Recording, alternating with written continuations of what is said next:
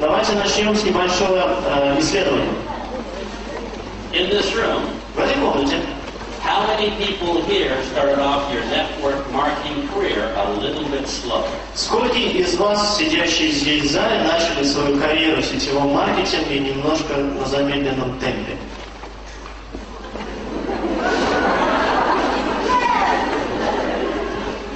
Well, did you ever wonder why that happened? Вы никогда не задумывались, почему такое происходит? Well, I was wondering too. Вы знаете, я тоже об этом думал. Because I got started in network marketing in 1972. Потому что я начал заниматься сетевым маркетингом в 1972 году. And I started off with 1 year and 10 months of total failure. И я начал работу с 1 года и 10 месяцев полнейшей неудачи. At the end of 1 year and 10 months, I had no distributors and no retail customers. Через 1 год и 10 месяцев я вдруг обнаружил, что у меня практически нет дистрибьюторов и абсолютно отсутствуют клиенты. Other than that, I was doing really well. После этого я начал действовать немножко получше. So my sponsor comes to me and he tells me this. Ко мне пришел мой спонсор и сказал следующее. He says, Big Al, you're doing really, really bad. Он сказал: большой Эл, ты очень плох. I said, well, thanks for the encouragement. Спасибо за воодушевление. And he said, if you want to improve, Но он продолжил: если ты хочешь усовершенствоваться, стать лучше, here are 5 things that you can do. есть 5 вещей, которые ты можешь сделать. So I grabbed a pen. Я взял ручку He said, number 1. и начал записывать. Он сказал: номер 1. The first thing you need to do is improve your attitude. Первое, что ты должен сделать, это улучшить свое отношение. Well, I thought that was kind of rude. I thought I had a good attitude. Я подумал про себя, что вообще-то как-то это некрасиво, что он такие вещи говорит, потому что я думал, что у меня отношения великолепные, блестящие. But I wrote it down because, well, maybe it could improve. Но я на всякий случай записал это, потому что подумал, может быть, что-то улучшить и можно было бы. Number 2. Номер 2. You need to build a strong belief in your business. Тебе нужно вырастить очень сильную веру в свой бизнес. I said, well, that makes sense. Я сказал: да, вообще-то есть здравый смысл в этих словах. Number 3. Номер 3. He said, set some goals. Он сказал: установи какие-то цели. Well, I'm sure you've heard that one before. I did too. Я уверен, что вы слышали уже эту фразу где-то раньше. Я тоже ее слышал неоднократно. So I decided to work more on my goals. Поэтому я решил поработать немножко поплотнее над моими целями. Number 4. Номер 4.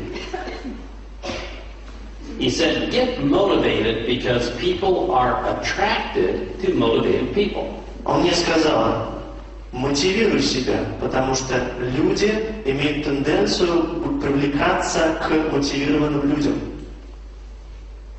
And number 5. И номер 5. Be positive. Будь позитивен. Anybody can be negative, but leaders are positive. Потому что абсолютно любой может быть негативным, но лидеры, они должны быть позитивными. So here's what I did. Поэтому что я сделал? I did all 5 things. Я сделал все 5 вещей, которые он мне сказал. And it didn't work. Ничего не срослось, ничего не получилось. to tell you today И сегодня я здесь стою для того, чтобы рассказать вам, that all these 5 things are good. что все эти 5 вещей, они действительно стоящие, это действительно хорошие вещи. They're great hobbies, fun things to do in your free time. Это великолепное хобби, это занимательные вещи, которые можно заниматься в ваше свободное время. But when you're out in the world, face to face, talking to people, Но когда вы возвращаетесь в мир и разговариваете с людьми лицом к лицу, they don't work. эти вещи не работают. Now, please don't go home and tell your sponsor this. Пожалуйста, не возвращайтесь сегодня домой со словами для вашего спонсора. Don't tell your sponsor that Big Al said all these things were bad. Не говорите ему, что Большой Эл сегодня на семинаре сказал, что все эти вещи, они плохие. Because I didn't say they were bad, I simply said they didn't work. Я не говорил, что они плохие, я просто сказал, что эти вещи не работают. Now, I know from the looks of some of the faces here, Я сейчас могу прочитать на лицах некоторых людей, которые здесь сидят. you're thinking, wait a minute, I'm not sure about this. Вы сейчас наверняка думаете, подожди минутку, я не уверен в правильности этих слов. Because I listened to a motivational tape this morning. Потому что сегодня утром я как раз закончил слушать мотивационную кассету. I read a motivational book at lunch. И прочитал мотивационную книгу во время завтрака. I jumped off a chair waving my bonus checks while singing the company song. Я вскочил в кресле и начал представлять себе величину моих премиальных, распевая песенку компании. And you're saying, you're telling me all these things don't work. И вы мне говорите сейчас, что все эти вещи не работают? And I'm saying when you're talking face to face with people, Когда я говорю, что когда вы разговариваете лицом к лицу с людьми в реальности, в реальном мире, so you might be a little bit skeptical. Are there any skeptics in Latvia? я сейчас сделал несколько утверждений, и вы имеете право быть скептичными к тем словам, что я сказал. Поднимите руку скептики, пожалуйста. Есть здесь скептики? So for all the skeptics here, Итак, для всех скептиков, you're probably going to demand some proof. вы наверняка хотите потребовать от меня доказательств. So let's do a little survey just among this group. Поэтому давайте начнем с того, что сделаем еще небольшое исследование, небольшой опрос только вот в этой группе, среди скептиков. By a show of hands, how many people here, when you first got started, had a pretty good attitude about your business? You know, thinking, hey, I could do this. Когда вы начали свой бизнес, сколько из вас, поднимите руки сейчас, когда начали свой бизнес, думали, что да, я могу это сделать. Все получится. All right. Number 2. Номер 2. When you first got started in your business, Когда вы начали заниматься вашим бизнесом, how many people here had a strong belief in your business, that it was a good company?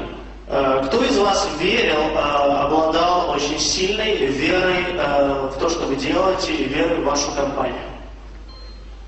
Okay, most of us. Отлично, большинство из вас.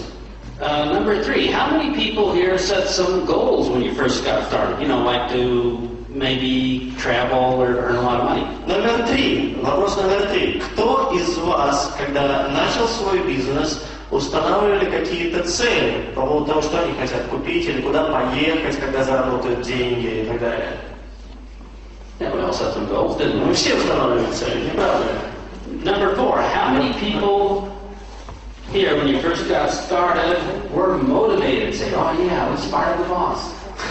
Номер 4. Кто из вас, когда только начал свой бизнес, были очень сильно мотивированы и говорили такие примерно слова: ага, давайте уволим нашего босса?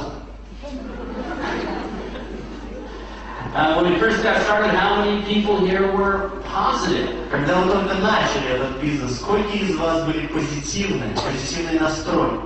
And we were saying, oh yeah, I can do this. И говорили: да, я могу это сделать. Okay? Хорошо. And finally, the final question. И, наконец, самый последний вопрос. How many people here started slow? Кто из вас все-таки начал медленно свой бизнес?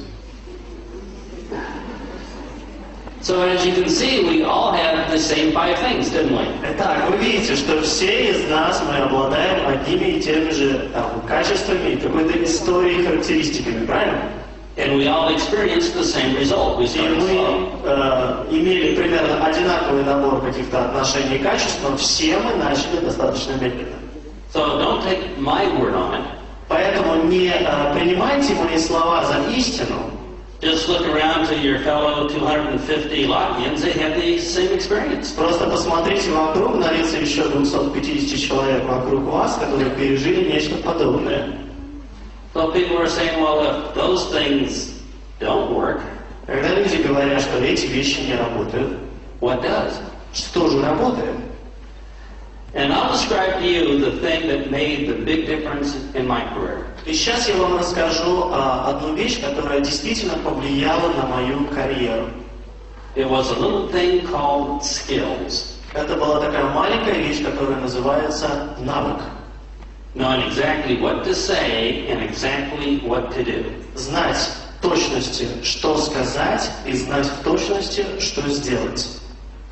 And I'm going to say if you have skills, you can do this business. И сейчас мы посмотрим, обладаете ли вы достаточным навыком для того, чтобы заниматься этим бизнесом. You see, you don't have to be motivated or positive. Смотрите, вы не обязаны быть хорошо мотивированным или позитивно настроенным. You don't have to be brave or courageous. Вы не должны быть храбрыми. You don't have to be an outgoing salesman or a professional hugger. Вы не должны быть профессиональным продавцом. If you just have skills, Если у вас есть навык, if you just know what to say and what to do, you can do this business. если вы знаете, что сказать и что сделать, то вы можете заниматься этим бизнесом, вы можете его делать. The good news is this. Хорошая новость следующая. Most people here in the room here today Большинство из людей, сидящих сегодня здесь, в этом зале, are only a couple sentences away from terrific success in your business. всего лишь на пару предложений отстают от бесподобного ведения бизнеса. Пара предложений, пара слов. The bad news is, of course, we don't know which sentences they are, Плохая новость заключается в том, что мы пока не знаем, что это за пара слов. but we're going to cover several of them today, so we will be successful when we leave. Но сегодня вечером, я обещаю, мы пройдем через несколько таких фраз для того, чтобы выйти отсюда более успешными. Now, I bet everybody here already knows that skills make a difference. Я могу поспорить на любые деньги, что каждый сидящий здесь уже знает, что навык – это очень важная вещь. For instance, when you're hired for a job, what do they say? К примеру, когда вы нанимаетесь на какую-то работу, что у вас спрашивают в первую очередь? They say, come into work tomorrow morning at 8 a.m. Они говорят, приходите завтра на работу к 8 часам утра. And I don't know, just sit around, set some goals, be positive. Не знаю, просто посидите за столом, там, подумайте о каких-то целях, там, просто будьте позитивным. Or do they tell you exactly what to say and what to do? Или они вам говорят в точности, что вам нужно будет делать и что говорить. And this is why our new distributors sometimes quit. Именно поэтому в этом заключается основная причина, почему наши новые дистрибьюторы уходят. You see, they're very positive, they're very motivated, Смотрите, они очень позитивно настроены, они очень мотивированы. but they just don't know what to say or what to do when they talk to people. Но они не знают, что сказать и что сделать, когда они разговаривают с людьми. I have a friend in the United States named Jerry Clark. У меня есть друг в Соединенных Штатах по имени Джерри Кларк. He's a motivational speaker, Он мотивационный оратор. and he is always excited. И он всегда такой возбужденный, он всегда при поднятом создании духа. But he will agree with me that motivation isn't everything. Но он всегда согласится со мной, что мотивация – это не все, что необходимо. So imagine you and I go to a Jerry Clark workshop. Давайте представим сейчас, что я и вы, мы идем все вместе на мастер-класс Джерри Кларка. And we get really motivated at the workshop and we start levitating. И мы настолько заводимся, мы настолько становимся мотивированными, что практически уже эффект левитации с нами начинает происходить, мы уже взлетаем из земли. And we levitate out the door. И вот мы парим вдоль пола к двери. We levitate down the sidewalk. Мы парим вниз по лестнице, выезжаем на дорогу. We levitate right up to a prospect. Мы летим, перелетаем проспект. And we do this. И делаем вот что. We go. Мы делаем вот так. But if we don't know what to say and what to do, we're in trouble. Но если мы, видя такого потенциального клиента, делаем вот так и не знаем, что сказать или что сделать, то это проблема, правильно? Because no matter how motivated we are, Потому что совершенно не важно, насколько мотивированы мы есть. this doesn't happen very much in real life. Это не происходит, не работает в реальной жизни. People just don't come running up to you and say this. Люди не начнут на перегонки мчаться к вам и говорить следующие слова. Oh, you look like a motivated person who set some goals. О, ты выглядишь как очень сильно мотивированный человек, у которого есть действительно цели перед собой. Can I join your business? Я могу вступить в твой бизнес. It doesn't happen much in America, and I bet it doesn't happen much here in Riga. Этого не происходило пока в Америке, и я могу поспорить, что в Риге это тоже не будет происходить в ближайшее время. Let me prove to you how much difference skills can make. Позвольте мне сейчас доказать вам, насколько важны навыки, насколько важны знания. Now, I can fly airplanes. Are there any airline pilots here besides me? У меня есть лицензия, я лицензированный авиапилот. Кто-нибудь еще пилоты в этом зале есть? Okay, I'm going to show you all how to fly an airplane. Итак, я вам сейчас покажу, как нужно водить самолеты. I'm going to take you down to Riga International Airport. Ну, допустим, я вас сейчас отвезу в Рижский аэропорт. We're going to find a really small plane. Мы найдем очень маленький самолетик. I'm going to put you in the pilot's seat and strap you in. Я вас посажу в кресло пилота, застегну ремни. I'm going to close the door, Захлопну дверь, wave goodbye, помашу вам ручкой. and just before you take off, I do this. И перед тем, как вы взлетите, я сделаю вот что. I open the door a little bit and throw in a tape on goals. Я приоткрою, перед самым взлетом приоткрою вашу дверь и заброшу вам на сиденье кассету по установке целей. So what's going to happen at the end of the runway? Что произойдет в конце взлетной полосы? You're going to crash and burn. Вы разобьетесь, и ваш самолет сгорит. So I run to the end of the runway and I pick you up. Ну что я делаю? Я добегаю с вами до конца взлетно-посадочной полосы, поднимаю вас, I dust you off, стряхиваю с вас пыль, and I say, winners never quit and quitters never win. и говорю примерно следующие слова, что победители никогда не сдаются, а те, кто сдаются, никогда не побеждают. I take you to the front of the runway. Я вытаскиваю вас, волоку в самое начало взлетно-посадочной полосы, I put you into another airplane. затаскиваю вас еще на одно сиденье другого самолета, Close the door, закрываю дверь, wave goodbye, машу ручкой.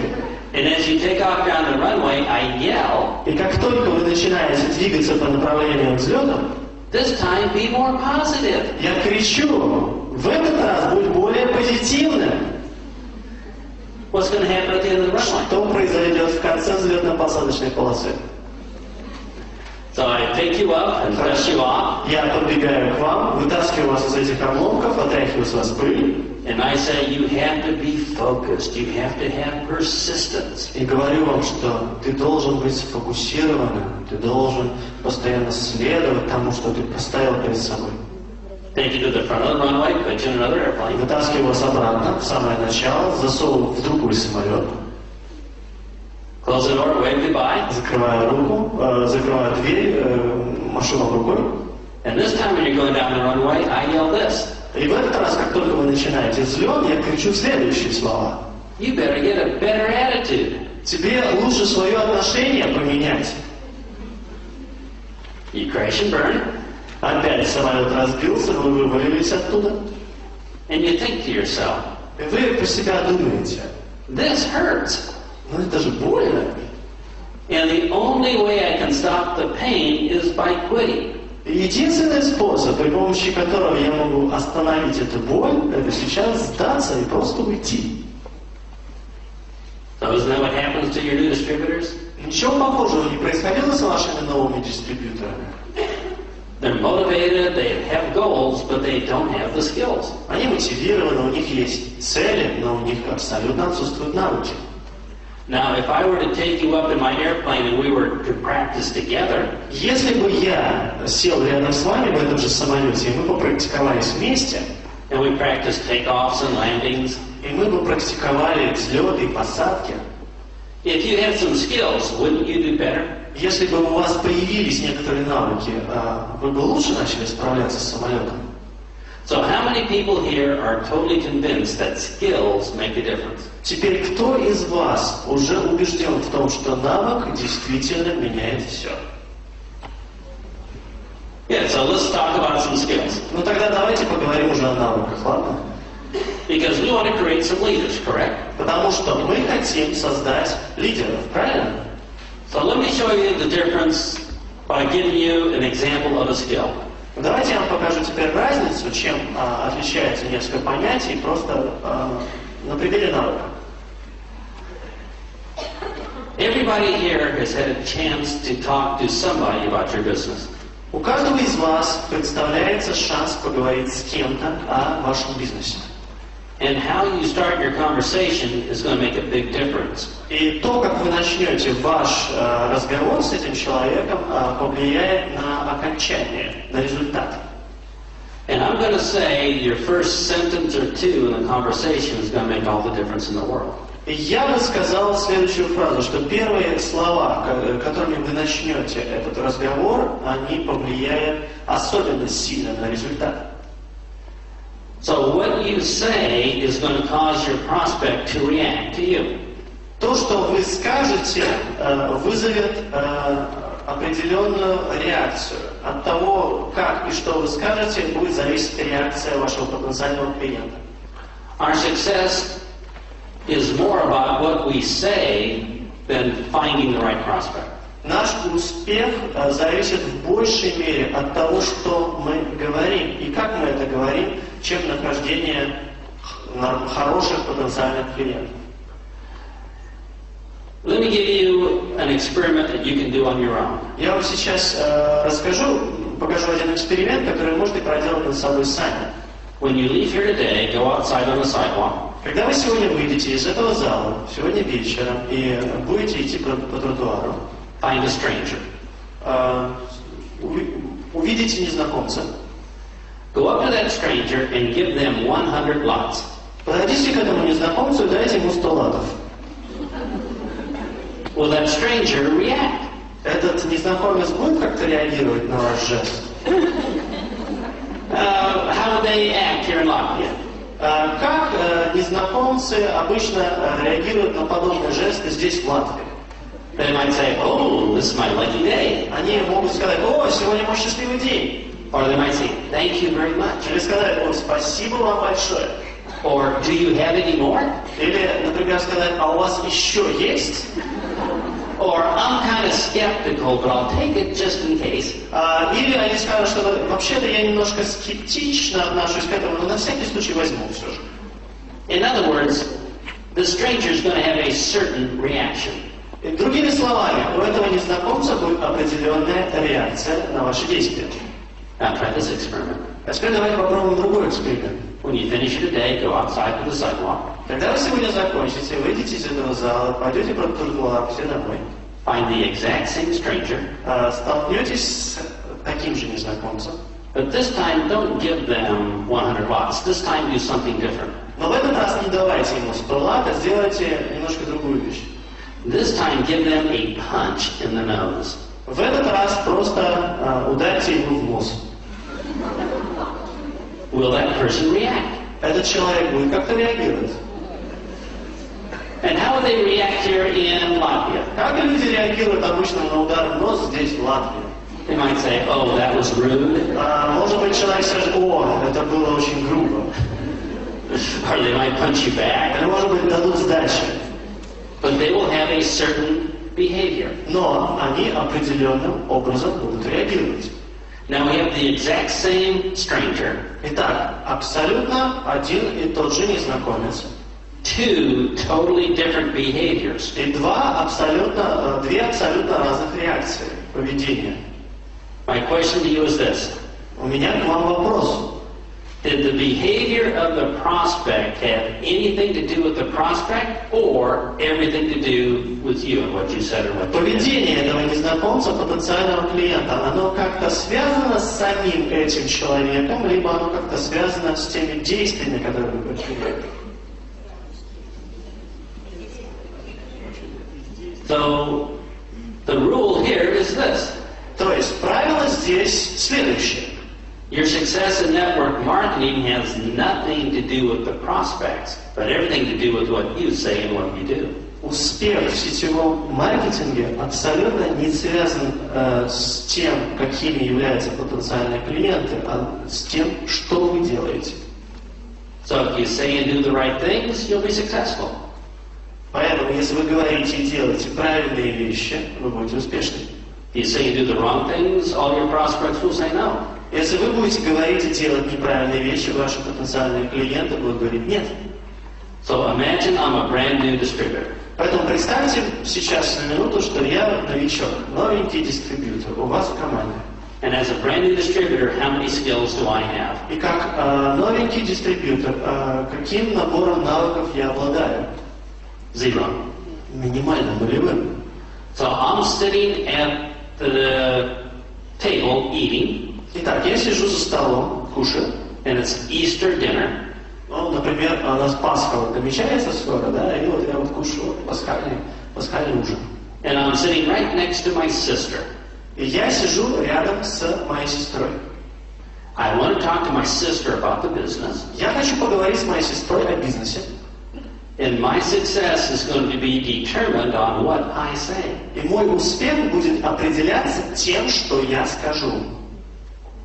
So maybe I'll talk to my sister about the weather. Может быть, я начну разговор с моей сестрой с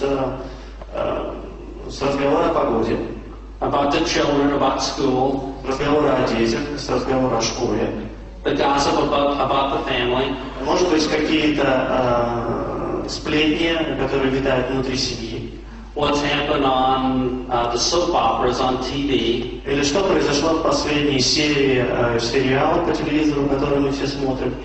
But at some point, I'm going to have to say something about my business. Но в какой-то момент этого разговора я должен буду сказать хоть что-то о моем бизнесе. So what sentence am I going to say to start talking about my business? Тогда вопрос, каким предложением я начну разговор о моем бизнесе?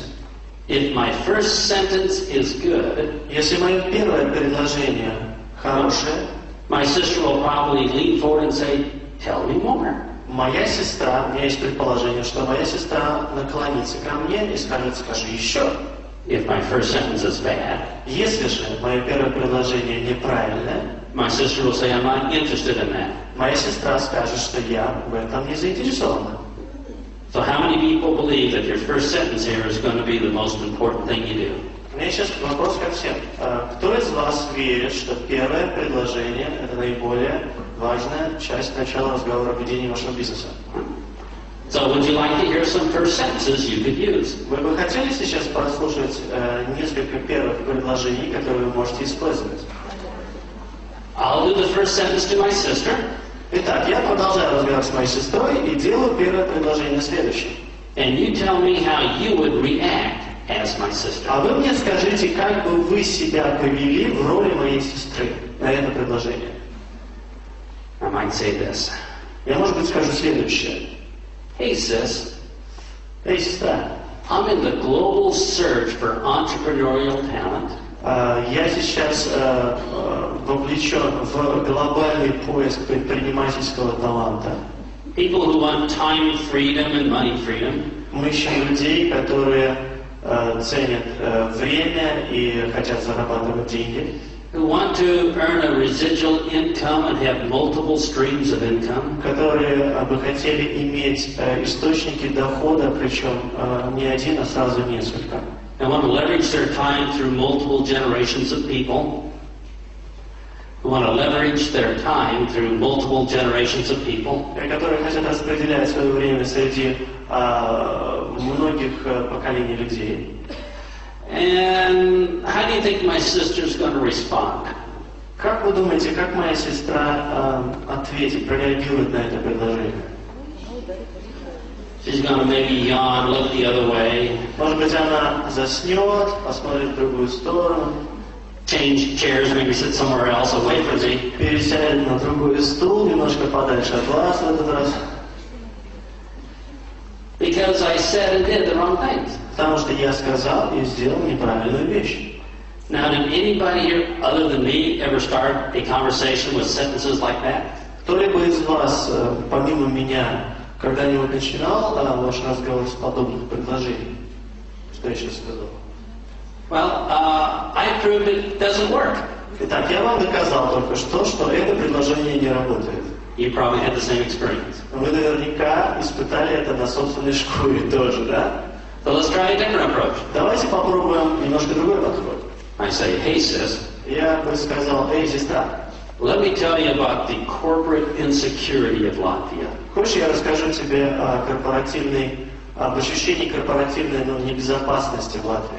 Some of the major corporations and industries have Неуверенность, got rid of a lot of people. которая есть сейчас в индустрии, компании, которые нанимают много людей. You don't have the same job security we used to 20 years ago. Мы больше не уверены в своем будущем, в безопасности своей работы в ближайшие 10-20 лет. Мы не уверены. The average person is going to have to work 5 or 6 different jobs in their lifetime. Среднестатистическому человеку приходится менять 5-6 раз работу за свою жизнь. Both husband and wife have to work, which is kind of the breakup of the Latvian family. Сейчас происходят такие вещи, что и мужу, и жене необходимо работать для того, чтобы поддерживать дом. And people don't have secure pensions when they retire anymore. Люди потеряли уверенность в пенсиях, когда они уходят на пенсию. Well, how is my sister going to react? Как моя сестра прореагирует на подобное предложение? Probably not so good. Не очень хорошо, я тоже так думаю. And I have turned my sister into a bad prospect because of what I said. И благодаря тому, что я только что сказал, я превратил свою сестру в плохого потенциального клиента. So maybe let's try a different approach. Давайте попробуем немножко другой подход. I'm going to try the company approach. Я попробую подход с точки зрения компании, со стороны компании. I say, hey sis, Я скажу, эй, сестра, I'm with the wonderful company from wonderful Latvia. я работаю в великолепной компании из великолепной страны под именем Латвия. And started the wonderful year of 1990. И она начала свою работу, эта компания, в великолепный год 1990. It was started by Mr. Wonderful himself. И мистер Сам Великолепие основал эту компанию, является ее отцом-основателем. He's a wonderful family man. He has several wonderful families to prove it. Он великолепный семьянин. У него несколько великолепных семей, которыми он может доказать, что он является великолепным семьянином. We have wonderful telephones and wonderful faxes. У нас великолепные телефоны и великолепные факсы стоят в офисе. And everything is wonderful, wonderful, wonderful. Это великолепно, великолепно, великолепно. Well, what's my sister thinking? Что подумает сестра обо мне? She's thinking, just wonderful, my brother's joined a cult. Она подумала, великолепно, мой брат вступил в культ, в секту. And again, I've turned her into a bad prospect. И опять я превращаю ее в плохого потенциального клиента для себя. So the simplest of all skills is how to start the conversation. Поэтому самое простое, самое важное из всех умений – это умение начать правильный разговор. So let's do a little check on your skills. Давайте проведем небольшую проверку ваших навыков, ваших знаний. Let's see if your first sentence is better than any of those three I've given you. Давайте посмотрим, каковы ваши предложения. Лучше ли они тех трех, что я только что вам дал? We're going to do a live experiment here. Мы сейчас сделаем живой эксперимент. I want, how many people here are sitting next to somebody that will still talk to you? Сколько из вас в настоящий момент сидят рядом с человеком, который все еще согласен с вами разговаривать? Okay. I'd like you to pick a partner. Я хочу, чтобы вы разбили сейчас, выбрали себе партнера. Somebody sitting next to you. Кого-то, кто сидит рядом с вами. If you can't find a partner, bunch up as threes. Если вы не можете найти себе партнера, разбейтесь по трое. Here's the experiment. И вот эксперимент, который мы проведем. You're going to ask the person next to you. Вы спросите человека, который сидит рядом с вами. You're going to ask them a question or tell them something. Вы либо зададите вопрос, либо скажете что-то. Something to get the conversation going about your business. Что-то, что заставит разговор продолжаться о вашем бизнесе. I want you to imagine they're your brother or your sister. Я хочу, чтобы вы сейчас представили, что это ваш воображаемый брат или сестра. You already talked about the kids and the weather and all that Вы уже поговорили о детях, о погоде, и семейные сплетни тоже уже обсудили.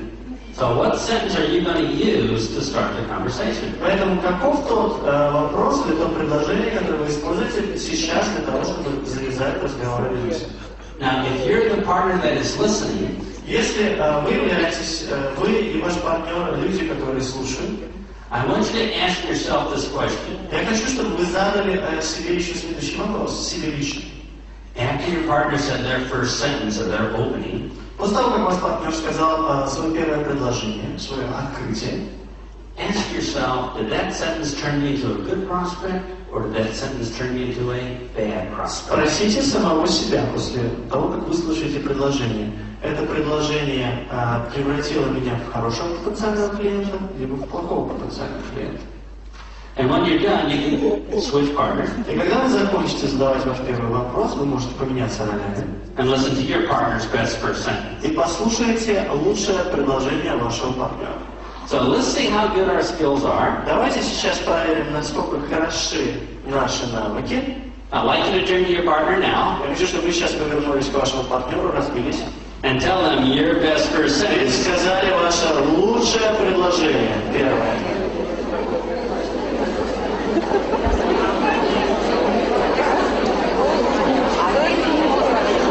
Okay, let's see how we did. Хорошо, давайте посмотрим, как вы справились.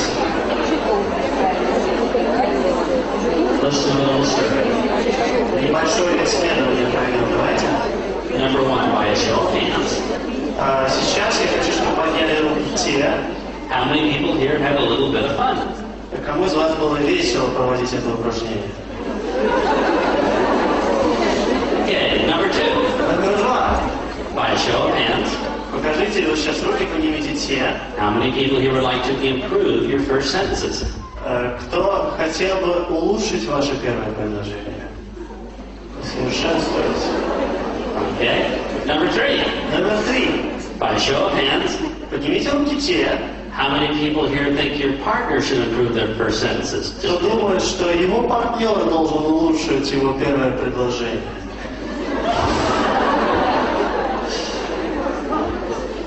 Alright, let me show you the difference one little skill can make. Давайте я вам покажу разницу. Тот маленький навык, который нужно отточить. Your newest distributor doesn't know what to say for their first sentence. Ваш новый дистрибьютор не знает, что сказать в качестве первого предложения. They don't know how to get the conversation started. Они не знают, как начать зацепку, с чего начать разговор. So they don't talk to anybody. Поэтому они ни с кем не разговаривают. They're not successful and then they quit. Они неуспешны, и в итоге они уходят. Because they don't want to get rejected, they don't want to be embarrassed. Потому что они не хотят получать отказ, они не хотят себя при этом плохо чувствовать.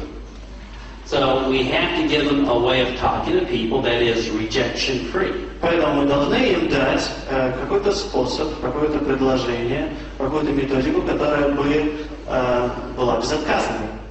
And we have to make it a comfortable experience for the person listening also. И в то же самое время мы должны сделать этот навык удобным опытом для них, который они могли бы передать и который могли бы использовать очень просто и легко. Now there's probably over 100 different great opening sentences we could cover. Наверняка есть больше 150 различных открывающих предложений, о которых стоило бы поговорить. But I'll work with just one to prove the point that skills make the difference. Но сейчас я приведу пример только в качестве одного предложения, для того, чтобы проиллюстрировать то, что я говорю, что навык действительно важен. Now, in your business, you are obligated and responsible for only one thing. В вашем бизнесе вы обязаны делать, и вы несете ответственность только за одну вещь.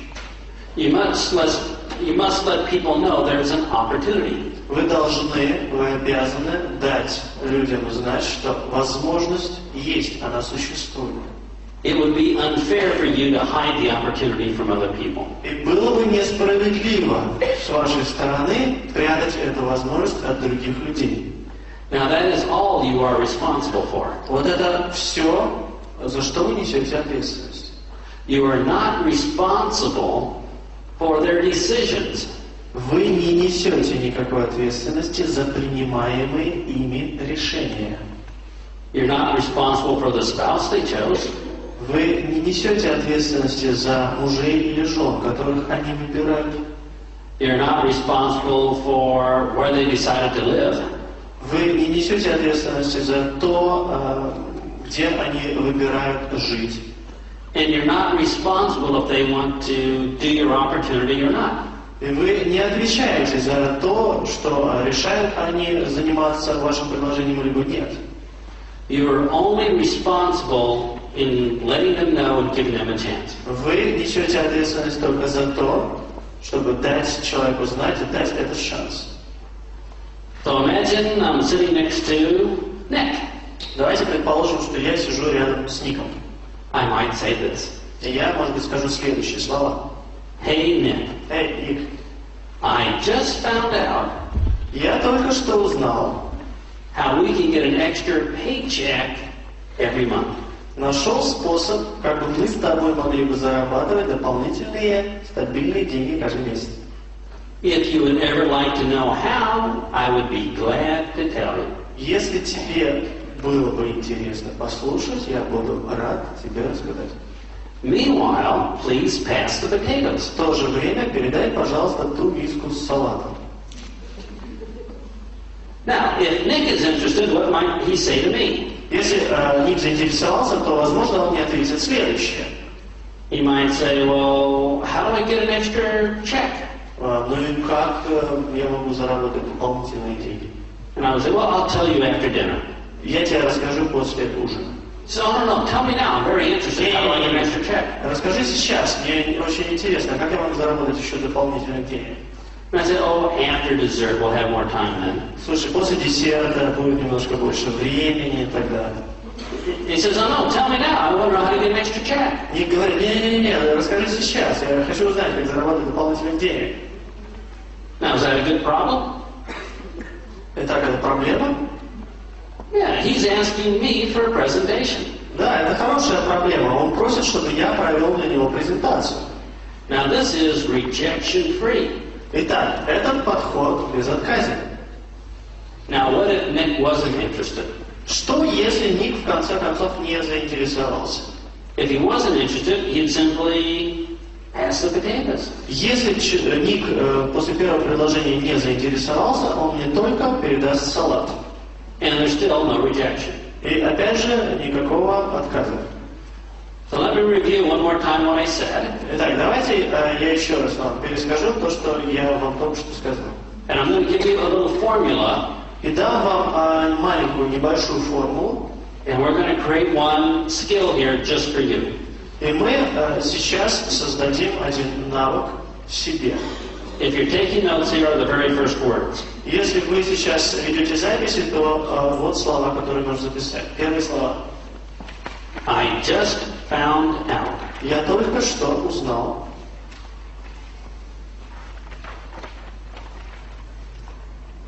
Then leave a large blank space because we're going to put different things in this blank space. Дальше вы оставляете пустое место, большое, которое мы заполним по нашему усмотрению. Here's the second sentence. Предложение номер 2. If you would ever like to know how, Если бы ты когда-либо захотел узнать как,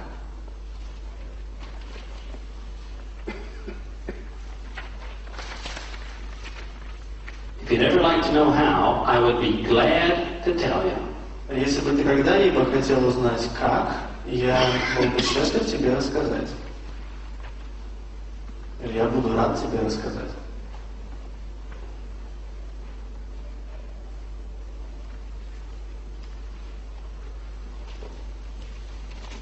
And the next sentence is, meanwhile, and then leave a large blank space. И следующее предложение, а пока...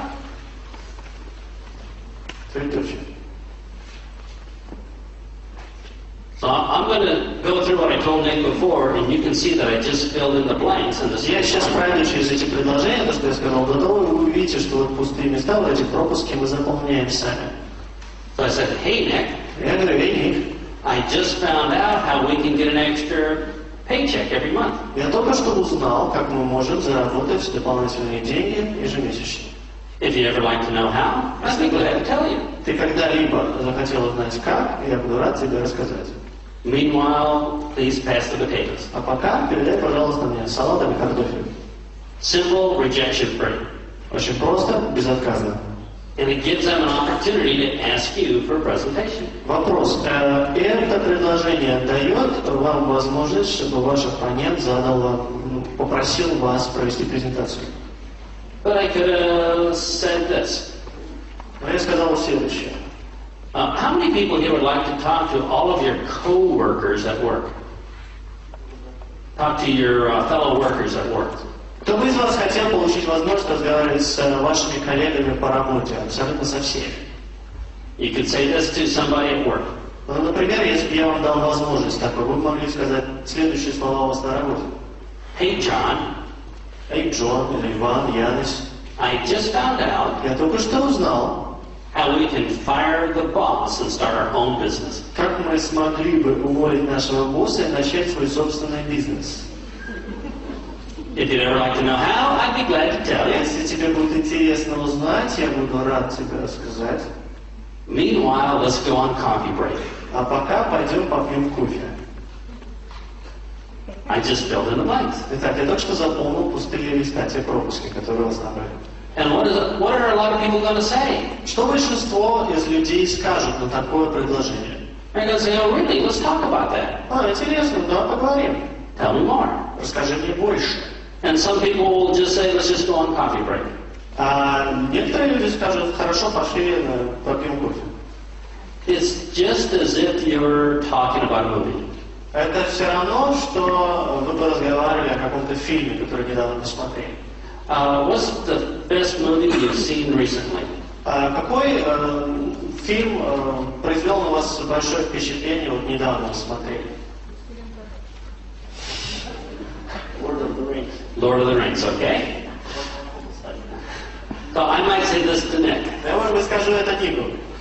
Hey, Nick, I just found out Эй, Ник, я только что узнал, that the Lord of the Rings is a real terrific movie. A real terrific movie. Что «Властелин колец» — это бесподобный фильм. If you ever like to go see it, it's a great movie to go to. Если вообще кому-то посоветовать, да, если захочешь посмотреть, то я с тобой скажу второй раз. Великолепный фильм. Meanwhile, let's go drink a beer. А пока пойдем выпьем пиво.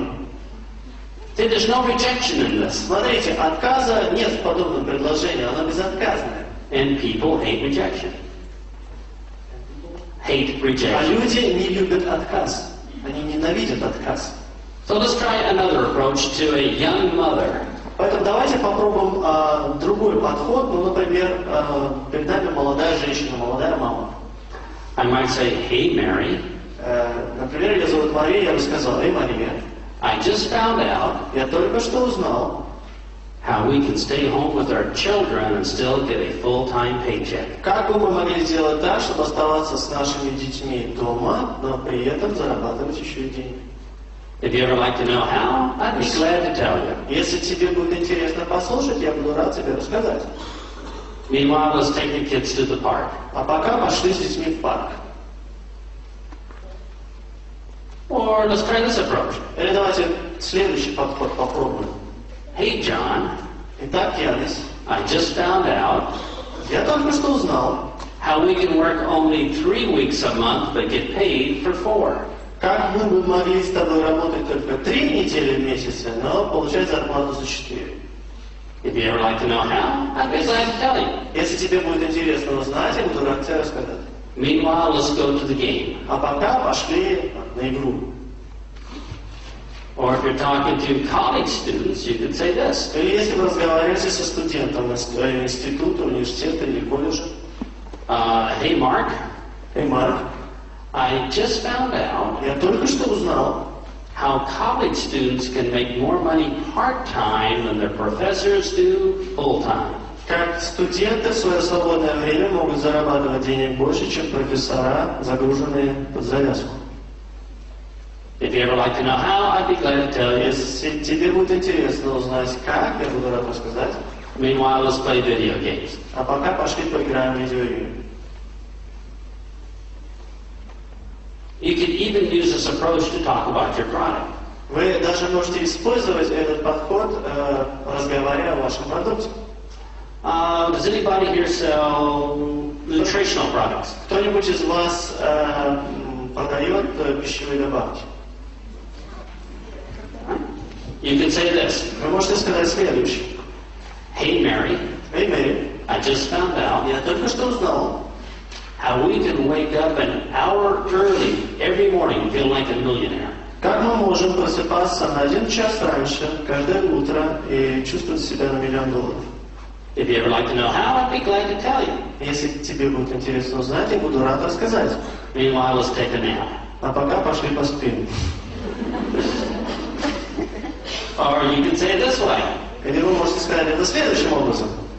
Hey, John, Эй, Иван, Янис, I just found out я только что узнал, how we can feel like we're 16 years old all over again, but with better judgment. как почувствовать себя снова 16-летними, но с лучшими знаниями. If you ever like to know how, I'd be glad to tell you. Если тебе будет интересно узнать, буду рад рассказать тебе. Meanwhile, let's watch TV. А пока пойдем посмотрим телевизор. Does anybody here sell skincare? Кто-нибудь из вас продает средства по уходу за кожей?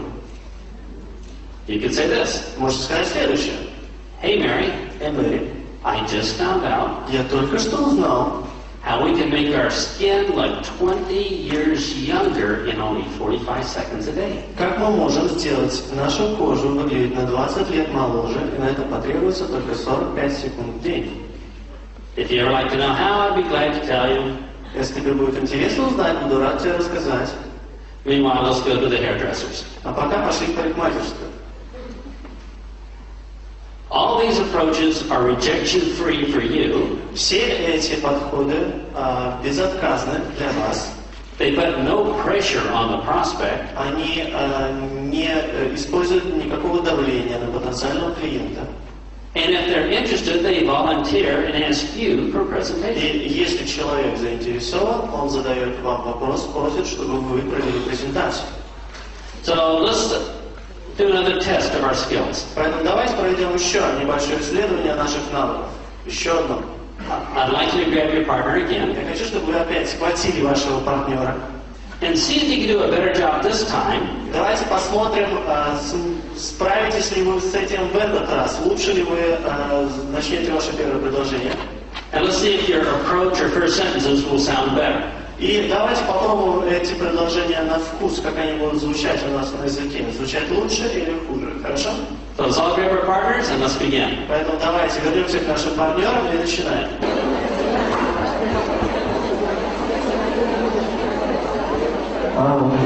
Работает. Давайте посмотрим, как вы справились. By a show of hands, how many people here felt you did a little bit better? Поднимите руки те, кто почувствовали, что эта фраза срывается с ваших уст легче. И вы почувствовали, что вы лучше это делаете сейчас.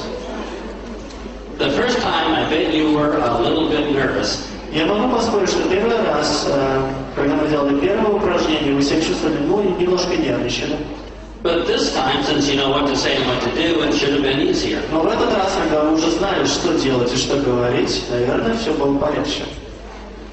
By a show of hands, how many people now are totally convinced that skills make a difference? Поднимите руки сейчас те, кто теперь убежден, что навык, он действительно необходим. Okay, so let's use some skills to build leaders. Хорошо, тогда давайте теперь вырабатываем некоторые навыки, которые нам помогут растить лидеров. Because if you have leaders in your business, you have a real business. Потому что если в вашем бизнесе присутствуют лидеры, то ваш бизнес, он реален. Он есть.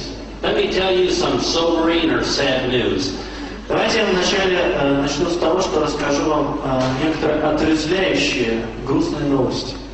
That distributors are temporary. Дистрибьюторы – это временно.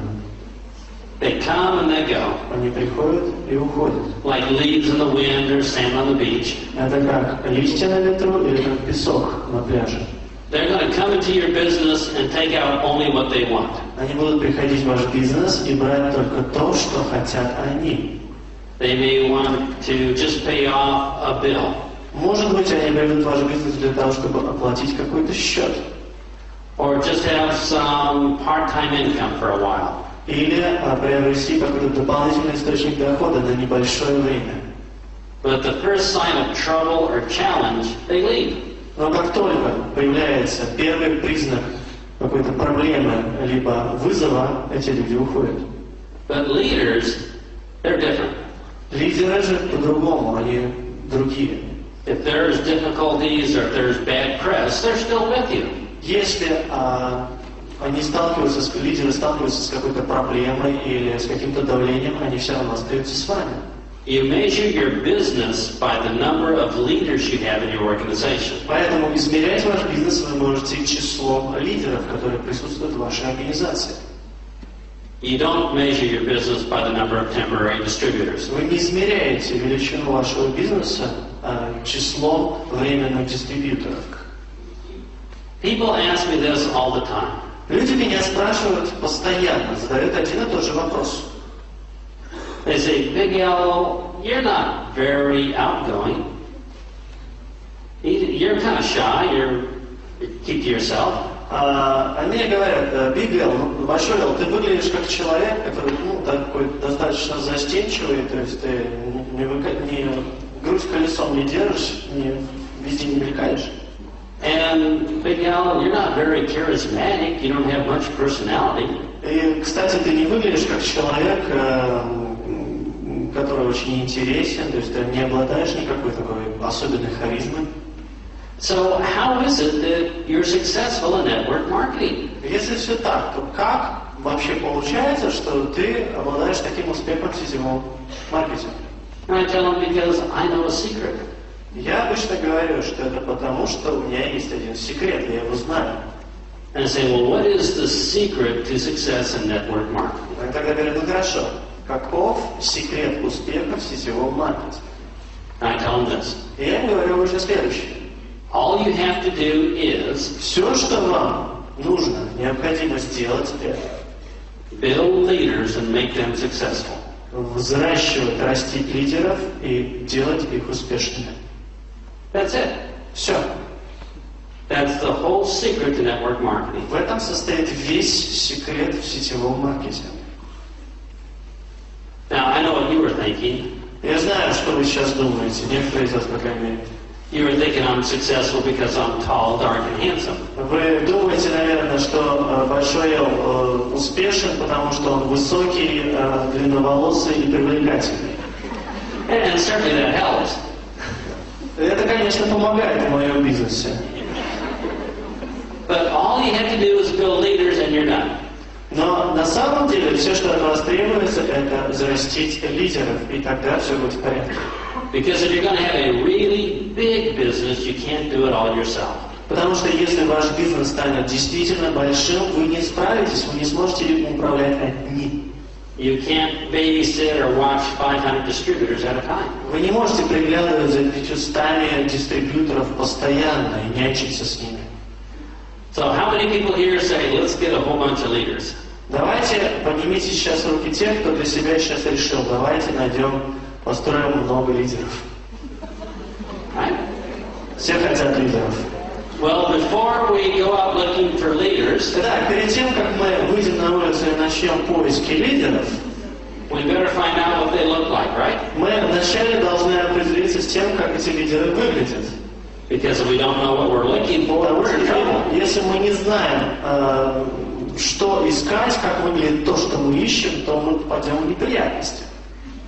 So what do leaders look like? Давайте определимся, как выглядят лидеры. Are they taller, Они выше, darker, more handsome? может быть, они более длинные волосы, они более привлекательные, They wear different clothes? или они носят другую одежду, They live in different neighborhoods? или живут совершенно в других районах. Are they able to levitate across the sidewalk? Возможно, у них есть такая скрытая способность левитации, они могут вот взлетать, летать по воздуху. Well, I think we better know what we're looking for because it will make it easier. Я думаю, что лучше бы нам знать, что же мы ищем на самом деле, потому что жизнь тогда станет легче, нам станет легче искать. So who could give me a great definition of a leader? Поэтому кто из вас мог бы мне сейчас дать великолепное определение лидера?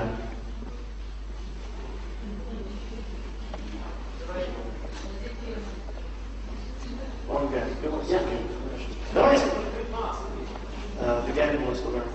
A guy who wants to learn, okay? Человек, который хочет учиться. What else? Что еще? All right. What else? Что еще?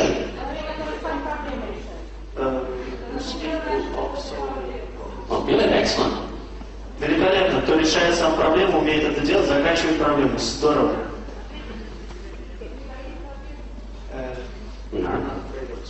Okay, what else? Не боится ответственности. Хорошо, что еще?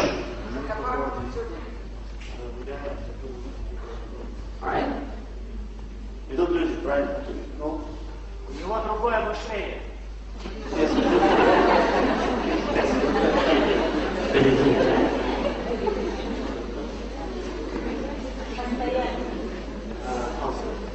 Постоянство, хорошо.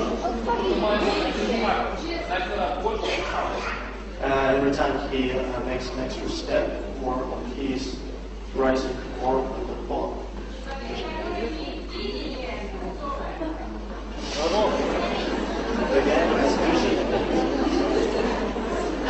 Спасибо, что усвоили мой семинар. Спасибо, здорово.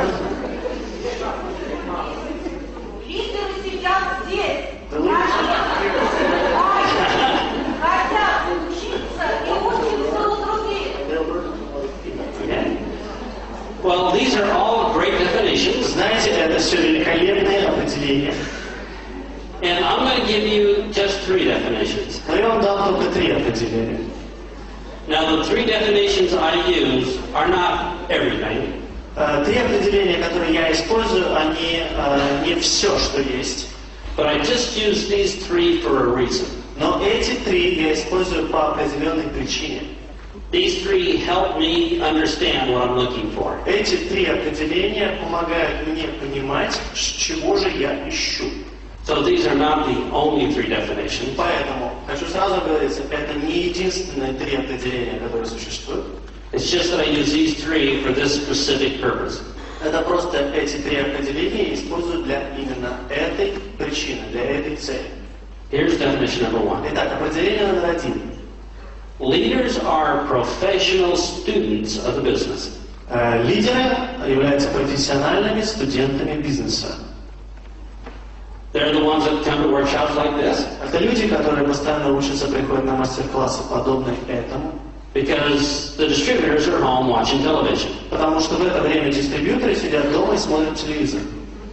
They probably get books about their business. Эти люди читают книги, посвященные бизнесу.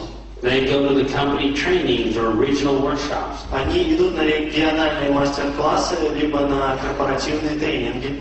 They hang around their sponsor trying to find out new ideas. Они постоянно вертят головой и ищут новые идеи. So leaders are professional students of the business. Поэтому лидеры – это профессиональные студенты бизнеса. Which means everybody here today is probably a potential leader. Что значит, что все сидящие сегодня в этом зале уже потенциально являются лидерами? Here's definition number 2. Определение номер 2. When you go on holiday or vacation for 2 weeks, Когда вы едете в отпуск на выходные, например, на 2 недели, you may have a leader that stays home. возможно, у вас останется лидер, который останется дома. maybe puts on the opportunity meeting for your group. Которая будет открывать новые встречи по предоставлению возможностей для вашей группы. You don't even have to telephone back to see if it was done. Вести ваши дела так, что вам даже не придется перезванивать домой и узнавать, как там идут дела. You know this person is responsible, will take care of everything. Вы знаете, что этот человек, он ответственен, что он позаботится обо всем. And this person is probably glad you left town. И наверняка этот человек даже где-то рад, что вы покинули город. So they can be in charge. Потому что они могут покомандовать. So that would be my second definition. Это было бы, наверное, мое второе определение. Here's my third definition. Вот мое третье определение. And this is what separates leaders from really good distributors. И вот что отличает лидеров от действительно хороших дистрибьюторов. Leaders handle problems. Лидеры решают проблемы. When a problem occurs, the leader handles it. Когда проблема наступает, лидер ею занимается. And they never pass that problem up to you. И не передает эту проблему выше к вам. So you may have a really good distributor that makes you lots and lots of money. Возможно, у вас есть какой-то очень хороший дистрибьютор, который зарабатывает для вас много-много денег. But if they are still passing problems up to you, they're not a leader yet. Но если этот человек передает возникающие проблемы к вам, то этот человек еще не готов, он еще не лидер. So those are the three definitions I use. Итак, вот три определения, которые я лично использую. Because I feel if somebody is a professional student of the business, always wants to learn. Потому что я уже сейчас вижу, что здесь в зале сидят много профессиональных студентов, которые всегда готовы учиться. Will take responsibility and do things on their own. Я вижу, что есть люди, которые берут на себя ответственность. And will handle problems so I don't have to. И решают проблемы. I think that's a pretty good leader, wouldn't you? То есть человек, который обладает всеми этими тремя качествами, он является действительно хорошим лидером, не правда ли? Как вы думаете? And those people are very rare. И, к сожалению, эти люди достаточно редки. So here's what I tell people. Поэтому вот что я говорю людям. If you can develop one leader in your group, Если вы можете из вашей группы взрастить одного лидера, you're going to make a lot of money. вы заработаете очень много денег. If you get two leaders in your group, Если вы взрастите двух лидеров в вашей группе, you're going to be rich beyond your wildest imagination. вы будете более богатым, чем вы даже могли себе представить. If you get 3, 4, or 5 leaders in your group, Если в вашей группе вы взрастите 3, 4 или 5 лидеров, you probably miscounted. вы наверняка ошиблись и что-то не так посчитали. They're just that rare. Потому что это очень редко. So now that we know what we're looking for, Итак, сейчас, когда мы знаем, чего мы ищем, the next step is where are we going to find them? следующий шаг заключается вот в чем. Где же мы их найдем? Well, there's only 2 places in the whole wide world to find leaders. Итак, существует только 2 места во всем мире, где мы можем найти лидеров. Here's the first place. Итак, первое место. You can steal them from somebody else. Вы можете украсть их у кого-то еще. You go to some competitor Вы идете к своему конкуренту and you say, come work with me. и говорите ему, пойдем поработай со мной. I'll give you 5 lots more for doing the exact same work. Я тебе дам на 5 лат больше за ту же самую работу. Well, I'm thinking, well, 5 lots is more, I might as well do that. Если человек думает, 5 лат, это действительно так много, наверное, надо сделать. And I come over and I join your organization. Вот я прихожу к вам и вступаю в вашу организацию. Does anybody see a problem with that? Никто не обнаружил сейчас еще проблему вот с этой картинкой? Yeah, if somebody gives me 6 lots and I'm gone. Понятно, если кто-то придет и скажет, я тебе дам 6 лат, то я уйду к этому человеку. Well, yes, you got yourself a leader, Итак, хорошо, вроде бы вы получили себе, приобрели лидера, but it was only a temporary leader, но это был временный лидер. which means you're going to have to spend the rest of your life replacing temporary leader after temporary leader. Что значит, что всю оставшуюся жизнь вам придется постоянно пополнять временных лидеров. Все время они будет ротация, меняться, меняться и меняться. So here's the second place to find leaders. Поэтому предложу второе место, где можно найти лидеров. You want to find ordinary people who are not leaders. Вы хотите, я заклинаю, что вы хотите найти простых людей, которые еще не лидеры, And help them become leaders. и помогите им стать лидерами. You're going to teach them what to do. Вы научите их тому, что нужно делать. Now, if you take somebody who's ordinary, has no income, Если вы берете кого-то, кто является простым человеком, у которого нет достаточного дохода, and you teach them to become a rich leader, и обучаете этого человека, превращаете его в богатого лидера, are they going to be loyal to you? этот человек будет вам предан? Yeah. Да. So these are the kind of leaders we want. Вот это такой тип лидеров, которые нам нужны. Because they won't be leaving for 5 lots or 6 lots more. Потому что за 5 или за 6 дополнительных латов они от вас не уйдут. So step number 1 is we're going to find ordinary people. Поэтому шаг номер 1, мы будем искать обычных людей. But there's a problem. Но есть проблема. All these ordinary people look exactly the same. Все обычные люди выглядят абсолютно одинаково, они похожи друг на друга. They all have no skills. У них у всех отсутствуют навыки. So how are we going to know which ones to work with? Поэтому возникает вопрос, с кем же работать, как узнать, что это тот человек, с которым нужно работать. Because we can't work with everybody. Потому что работать со всеми мы не в состоянии. How many people here have ever done this? Кто из вас когда-либо делал следующее? You went and found a distributor. Вы пошли, нашли хорошего дистрибьютора, You trained them. научили его, You work with them really, really hard. работали с ним действительно упорно, And they don't become a leader. и этот дистрибьютор не превратился в лидера, And you end up wasting your time. и все закончилось тем, что вы попусту потратили ваше время. С кем из вас такое бывало? Well, here's what I used to do. Вы знаете, вот что я раньше делал. I'd find somebody and I'd say, would you like to be a leader? Я находил кого-то и говорил, вы бы хотели стать лидером? And I'd say, yeah, I'd like to be a leader. Человек говорил, ну, конечно, я бы хотел стать лидером. And I'd go work with them. И я иду и начинаю работать с этим человеком. For 3 months, 6 months, or even a year. 3 месяца проходит, 6 месяцев, мы даже близко не продвигаемся.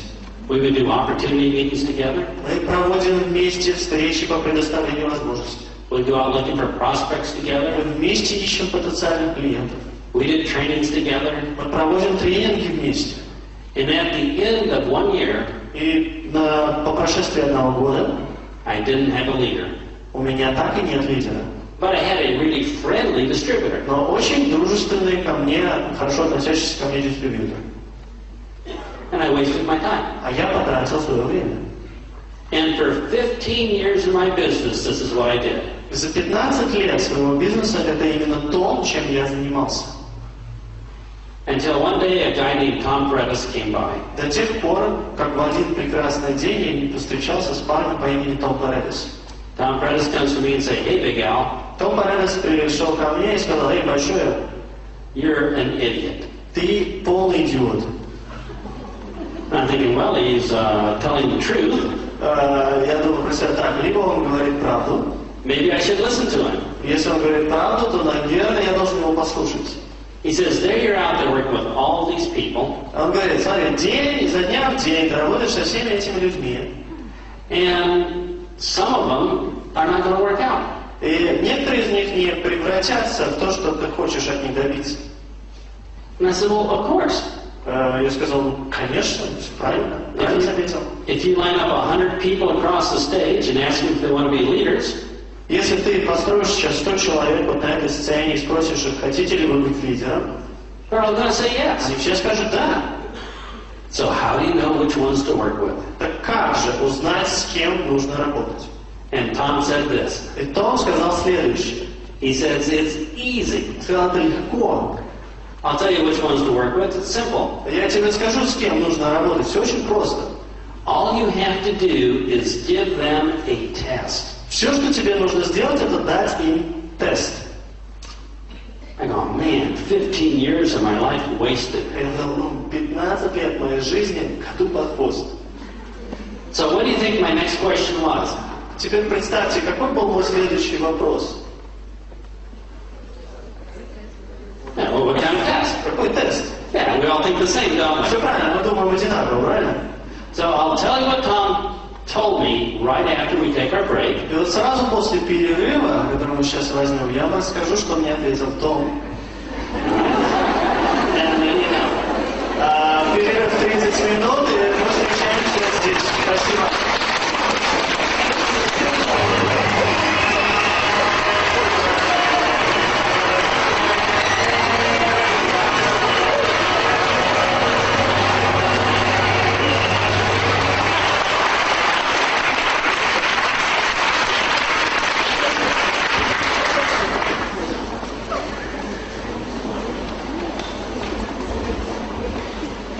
Well, it's great to see all the leaders here.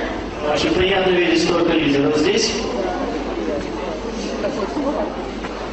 I know some people had to make some sacrifices to come.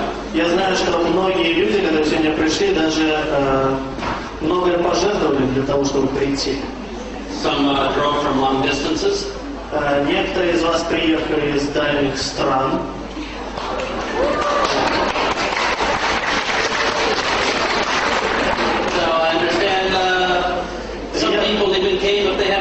Я так понял, что прошел слух, что тут даже есть люди, у которых сегодня день рождения, они в этом не признаются. У кого сегодня день рождения? Поднимитесь, пожалуйста. Поднимитесь, поднимитесь. Высоко, высоко. Давайте всем аплодируем.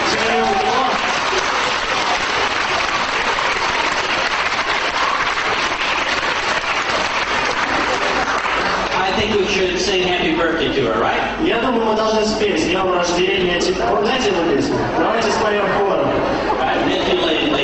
Ну давайте, я буду рукой махать. С днем рождения тебя! С днем рождения тебя! С днем рождения! Дорогая, с моим днем поздравляю тебя!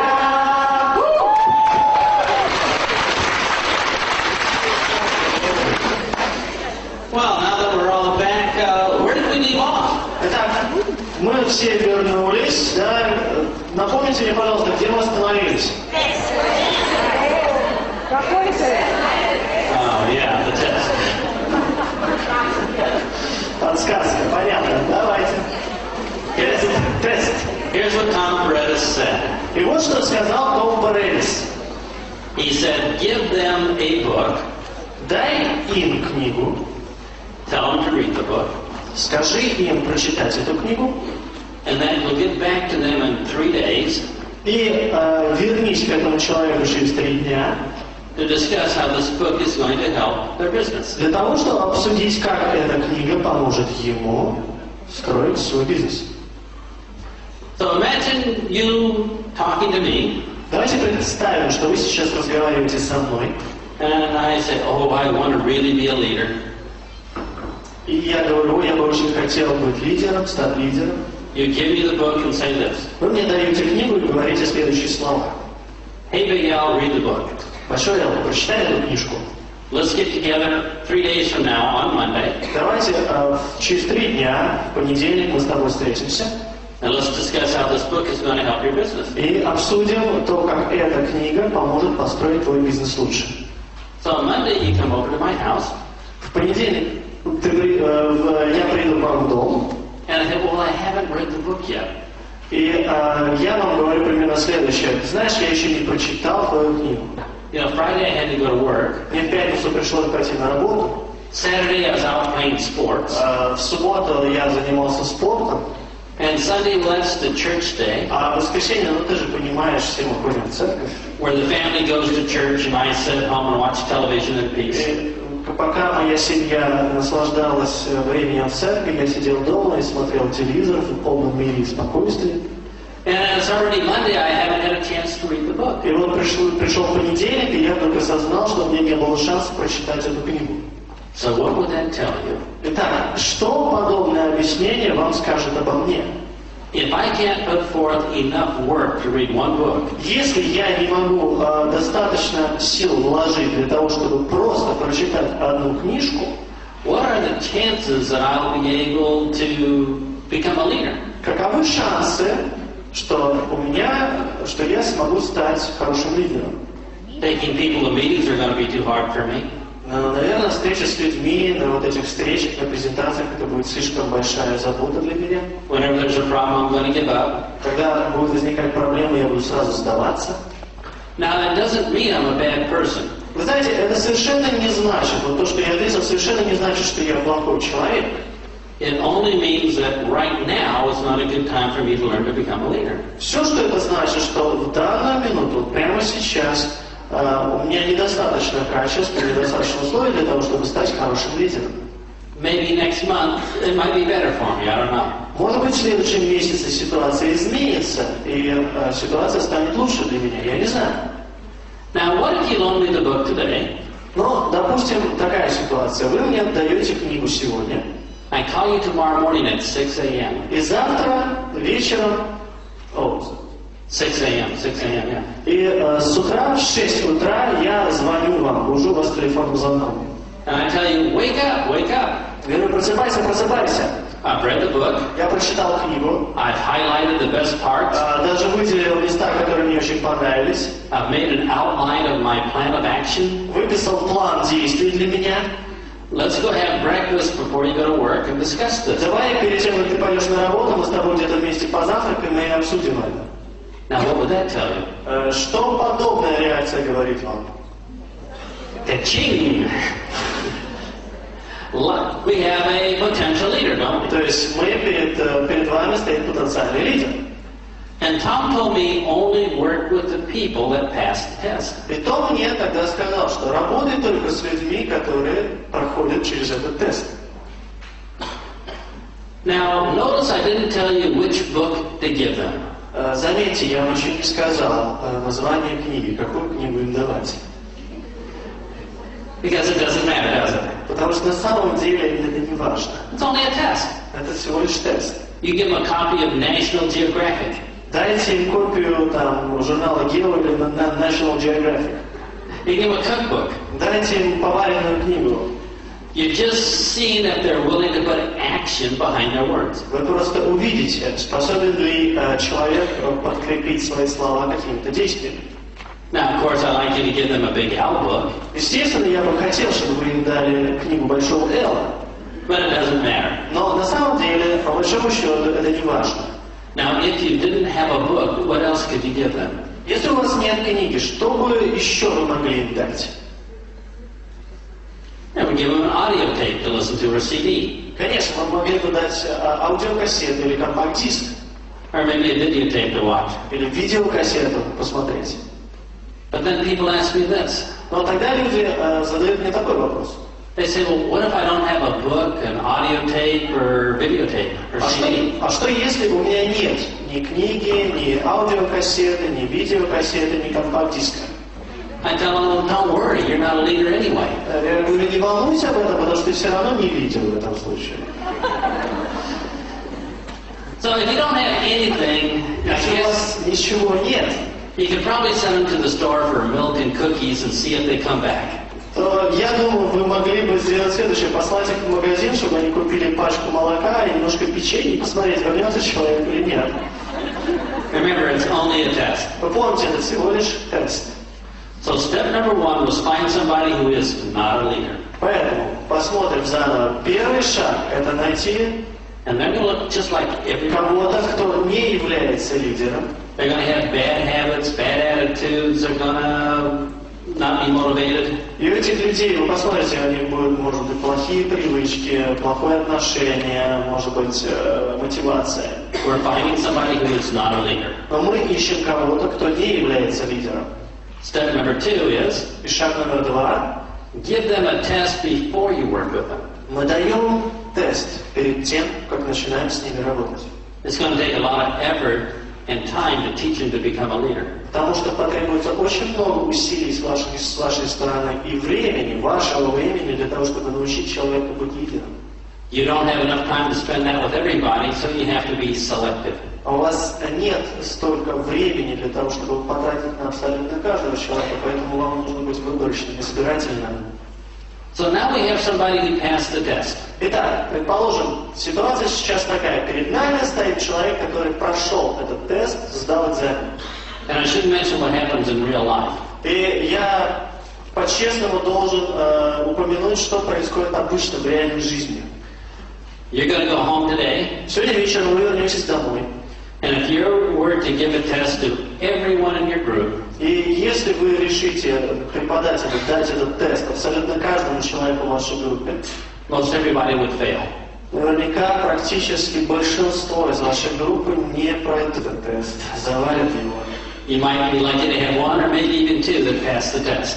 Вы даже будете в какой-то момент желать, чтобы хотя бы один или двое этот тест прошли.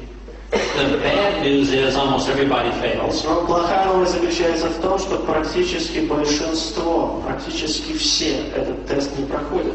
The good news is you're not putting effort with these people that are going to fail. Но хорошая новость заключается в том, что вы не будете вкладывать ваше время в тех людей, которые в любом случае не получится из них лидеров. So that brings us to step 3. Что приводит нас к третьему шагу. This is the last step. Это последний шаг. And step 3 is this. И звучит он следующим образом. What are you going to teach them? Чему вы их собираетесь учить? In other words, Другими словами, they're a distributor now. этот человек сейчас является дистрибьютором.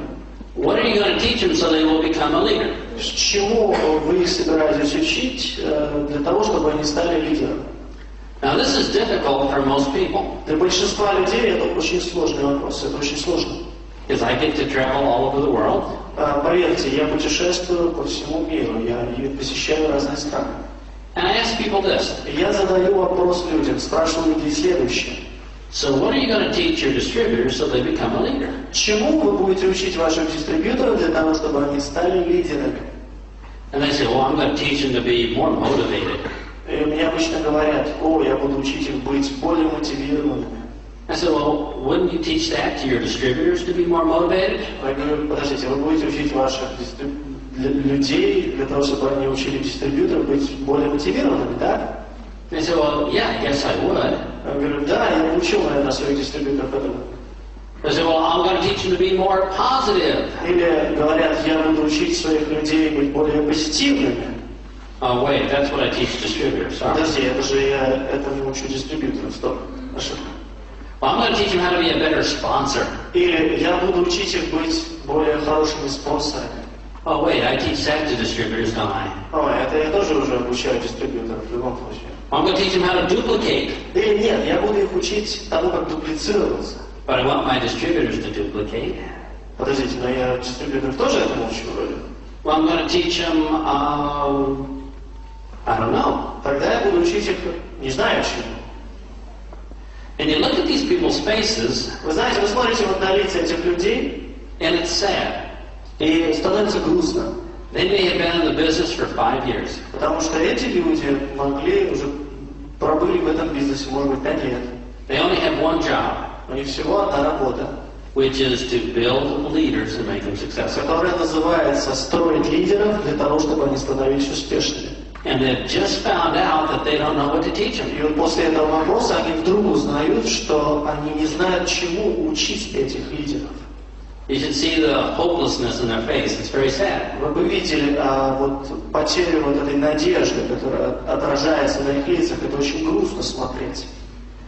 Well, here's what you teach distributors so they become leaders. Вот чему вы будете учить дистрибьюторов для того, чтобы они становились лидерами.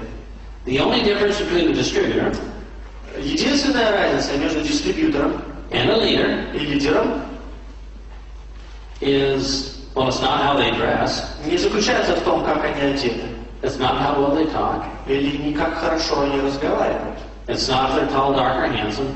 и не в том, насколько они высокие, длинноволосые и приятные. It's not if they can jump higher waving a bonus check. И не важно, насколько высоко они подпрыгивают за размахиваемым бонусным чеком. It's not if they can sing the company song louder. И это не значит, насколько громко и чисто они могут пропеть наизусть песню компании.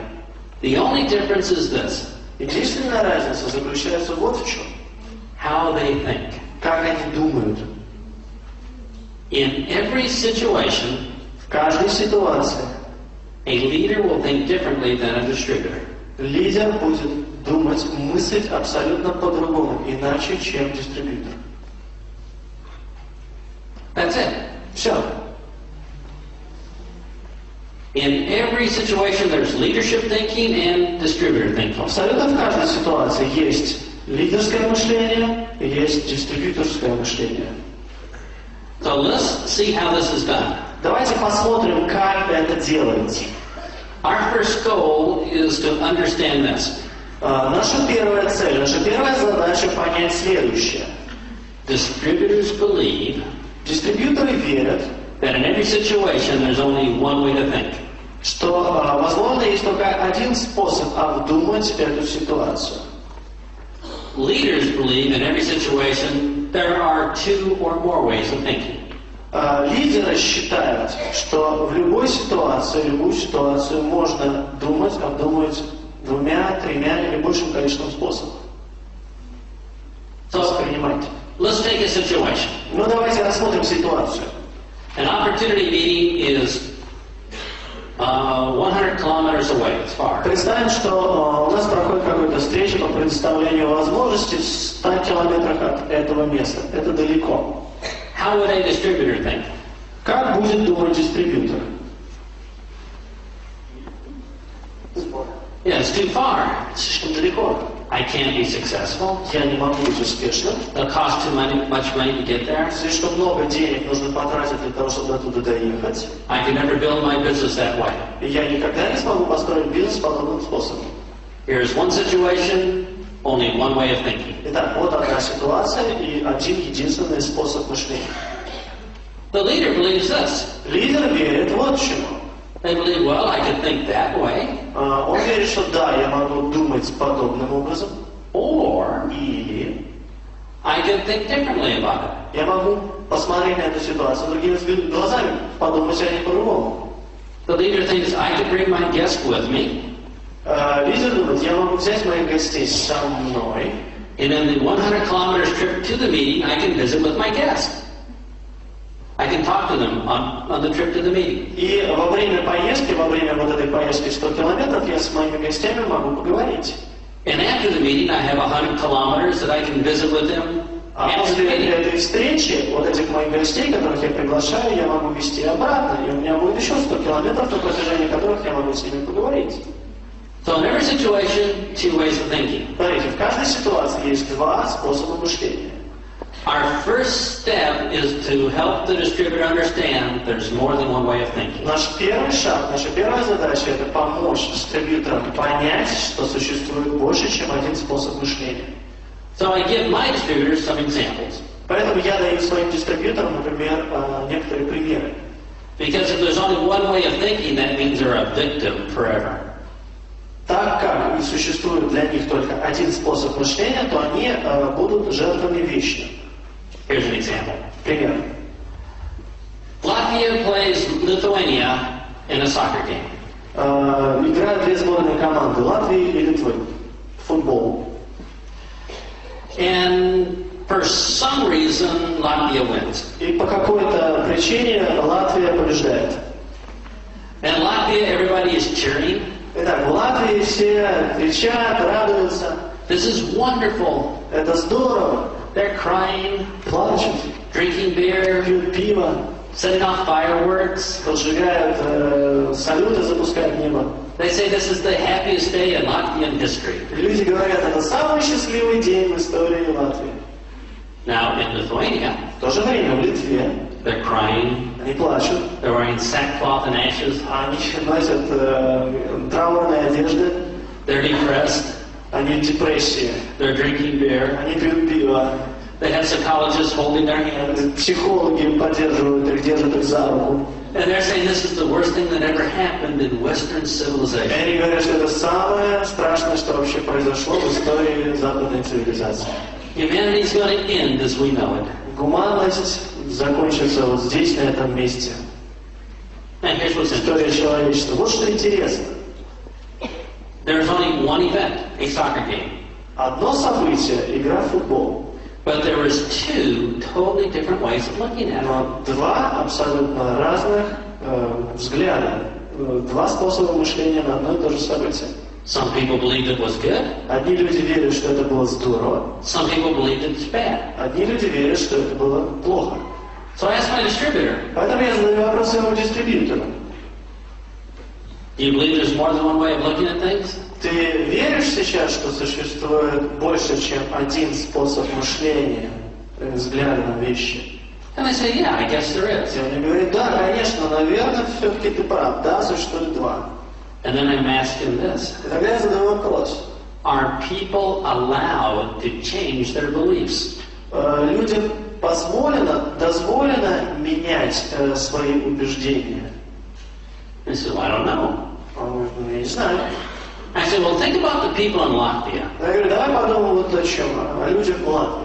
They could change their beliefs about this situation. They could change their beliefs about this game. То есть они, если бы они могли поменять свое убеждение по поводу этой ситуации, они могли бы поменять свое убеждение по поводу этой игры. They could say it's terrible that Latvia won. Они бы сказали, например, что это ужасно, что Латвия победила в этой игре. Because now it means we're going to keep that same stupid coach. Потому что теперь нам придется этого старого дурака-тренера еще держать на второй срок. And the price of tickets at the stadium will probably go higher now that we've И, won. наверное, из-за того, что мы выиграли, цены на билеты на посещение матчев на стадионе поднимутся. And they're going to charge more for the beer. Сейчас будут взимать больше денег за пиво. Man, it's terrible that Latvia Это won. ужасно, что Латвия выиграла. So it's possible they could change their То beliefs. есть возможно, что они будут в состоянии поменять свои убеждения. What about the people in Lithuania? Как насчет людей в Литве? They could change their beliefs. Они бы тоже могли поменять свои убеждения. And they say it's great that we lost. И они бы могли сказать, это здорово, что мы проиграли. Now they will finally fire that stupid coach we have. Наконец этого тренера уволят. And I'm glad we lost because it gives us a reason to drink more beer. Это здорово, что мы проиграли, потому что это дает нам причину пить больше пива. So people can change their beliefs. Поэтому мы говорим о том, что люди имеют право поменять свою точку зрения, поменять свою веру. So your distributor says this. Дистрибьютор тогда говорит следующее. Well, I guess I could change my beliefs on every situation. Ну ладно, я, наверное, буду в состоянии поменять свои убеждения в каждой ситуации. But why should I? Но для чего мне это делать? So I tell them the second step.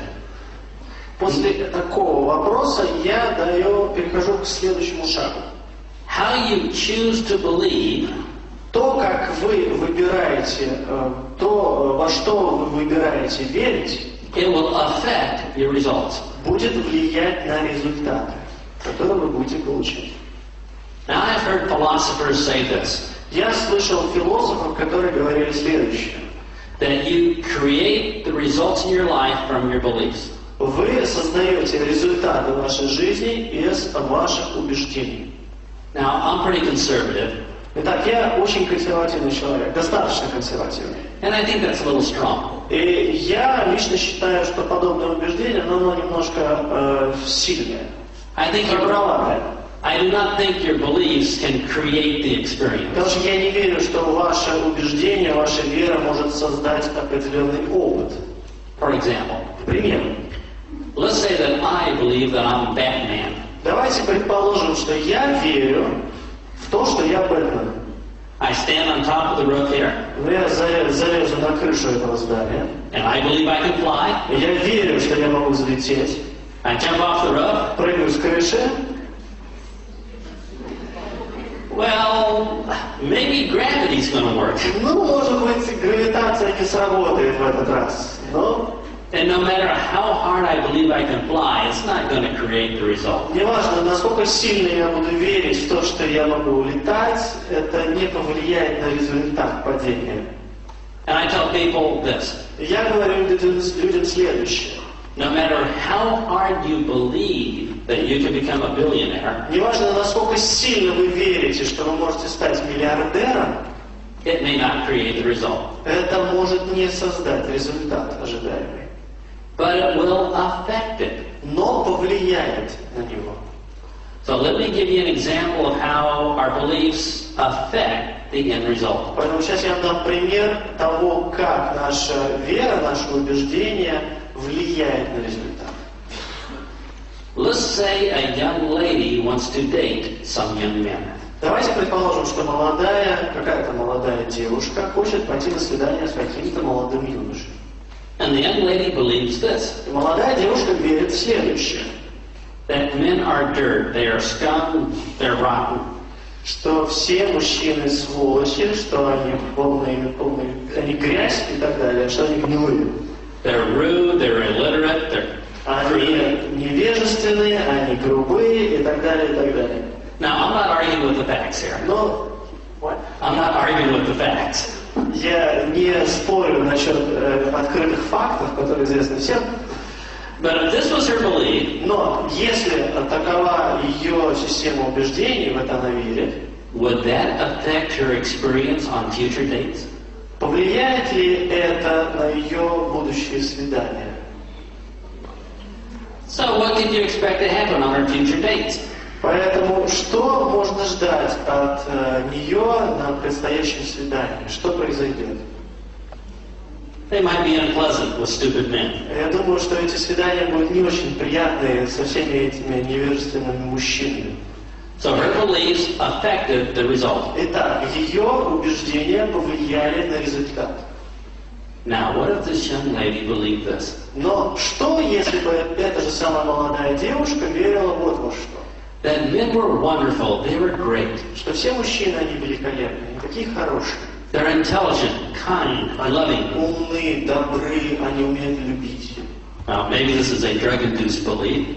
Может быть, это слишком такая, но очень сладкая убежденность. But if she believed this, Под наркотиками такое можно получить. Но если она в это верит, what would her experience be on future dates? что произойдет, какой опыт она будет получать от своих свиданий? It'd probably be better. Наверное, опыт будет намного приятнее. So what we believe affects our experience. Итак, то, во что мы верим, влияет на наш опыт. So let me give you an example of the difference between distributor thinking and leadership thinking. Сейчас я вам дам пример разницы дистрибьюторского мышления и лидерского мышления. Remember, in every situation, there's at least 2 or more ways of thinking. Помните, что в любой ситуации существует 2 или даже больше способов мышления, вообще рассмотрения этой ситуации. So imagine I'm a new distributor, and I take an order for some products for my neighbor. Итак, я встречаюсь с моим новым дистрибьютором и беру They order some products from me. и этот дистрибьютор берет у меня какую-то продукцию для своей работы.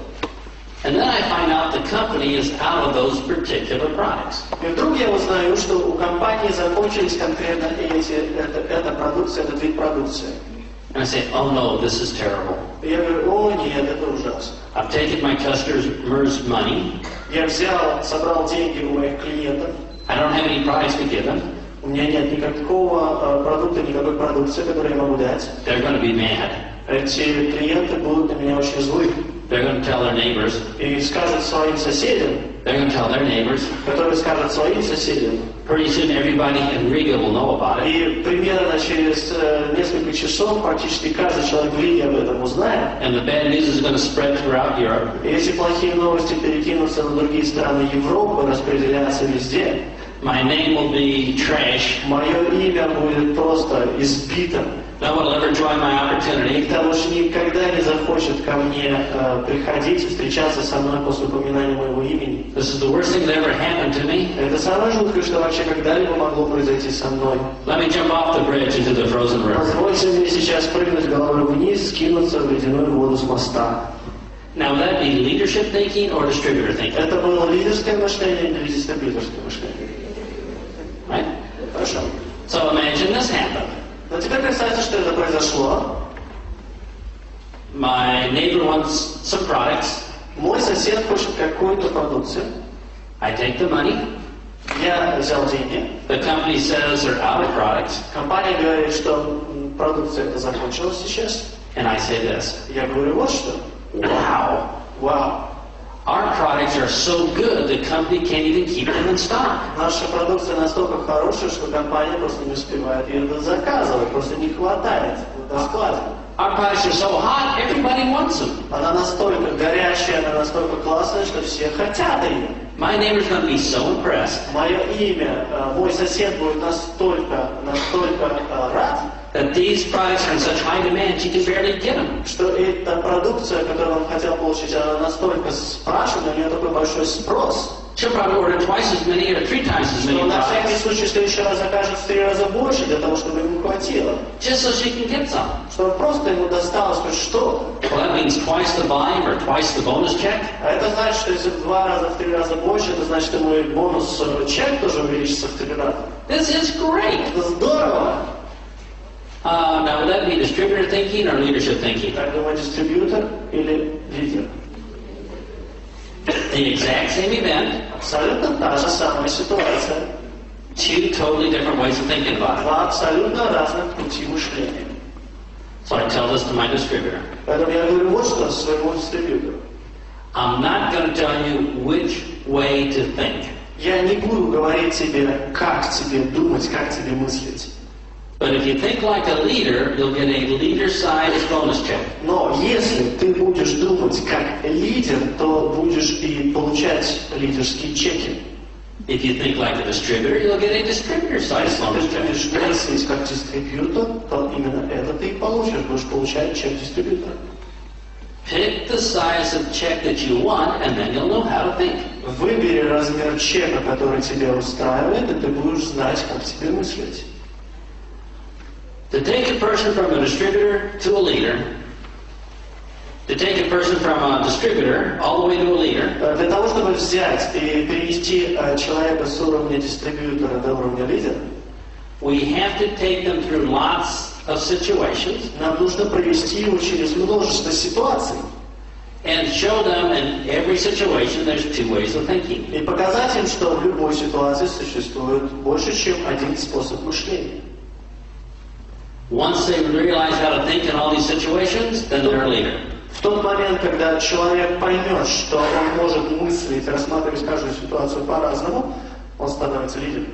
Because the only difference between leaders and distributors is how they think. Потому что единственная разница между дистрибьютором и лидером заключается в том, как они мыслят. So make a list of all the problems, Составьте список всех проблем, all the situations that can occur, всех ситуаций, которые, возможно, произойдут, могут произойти. and realize you're going to have to talk to your distributor about each one of these problems. И поймите, осознайте, что об абсолютно каждой из этих ситуаций вам придется говорить с вашим дистрибьютором And show them there's different ways of thinking. и показать, что рассматривать эту ситуацию можно разными способами, что это больше, чем один способ мышления. So let's make a list of these problems now. Давайте попробуем составить список проблем сейчас. I'll start the list. Я начну этот список. When a product is not in stock, not in inventory, К примеру, продукции нет на складе. that's a problem. Это проблема. When the meeting is too far away, that's a problem. Если встреча слишком далеко, это проблема. When the sponsor doesn't help them, Если спонсор не помогает им, what else could be a problem? что еще может быть проблемой? The products are too expensive. Это слишком большая цена за продукт. Nobody can afford them. Никто не может себе этого позволить, да? What else could be a problem? Что может быть еще проблемой? Давайте список рисковать. Предлагайте. No money. No money, okay? Write that one down. Хорошо. Куда девать деньги? Что? Куда девать деньги? В смысле девать? Перевести, хорошо. Where to stack the money? Where does that come in? That's a problem. Куда девать деньги? Хорошая проблема. How to motivate yourself to sign up 15 people a month? Yeah, how to motivate ourselves is a problem. Как мотивировать себя? Это проблема. Хорошо. What other problems? Какую еще проблему кто-нибудь предложит? Where to find people?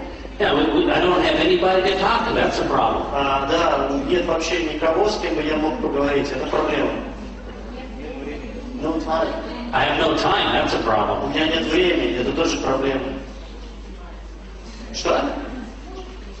Husband doesn't understand. Husband doesn't understand. That's a problem. Муж не понимает, это проблема. Как хочется список человек. Сколько 100 человек? The list of 100 people is over. Right. That's a problem. Это проблема. My relatives don't want to join or listen to me. Мои родственники не хотят не вступать, не слушать меня.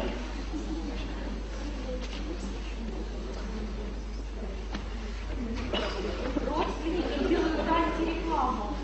Okay, my relatives do anti. Yeah, okay, that's a problem. Это проблема, антиреклама, да? Еще есть вариант? Somebody said that this doesn't work. That doesn't work. That's a problem. Проблема, да, не работает. Проблема. The newspaper writes a bad article about your company. В That's a газете problem. недавно вышла плохая статья про вашу компанию. Это проблема. Mary talks longer than Sally at the meeting. That's a problem. Мэри говорит больше, чем Селли на встрече. Это проблема. У конкурентов It's not a legal business. That is its problem. Но это очень большая проблема. А? That's a pyramid.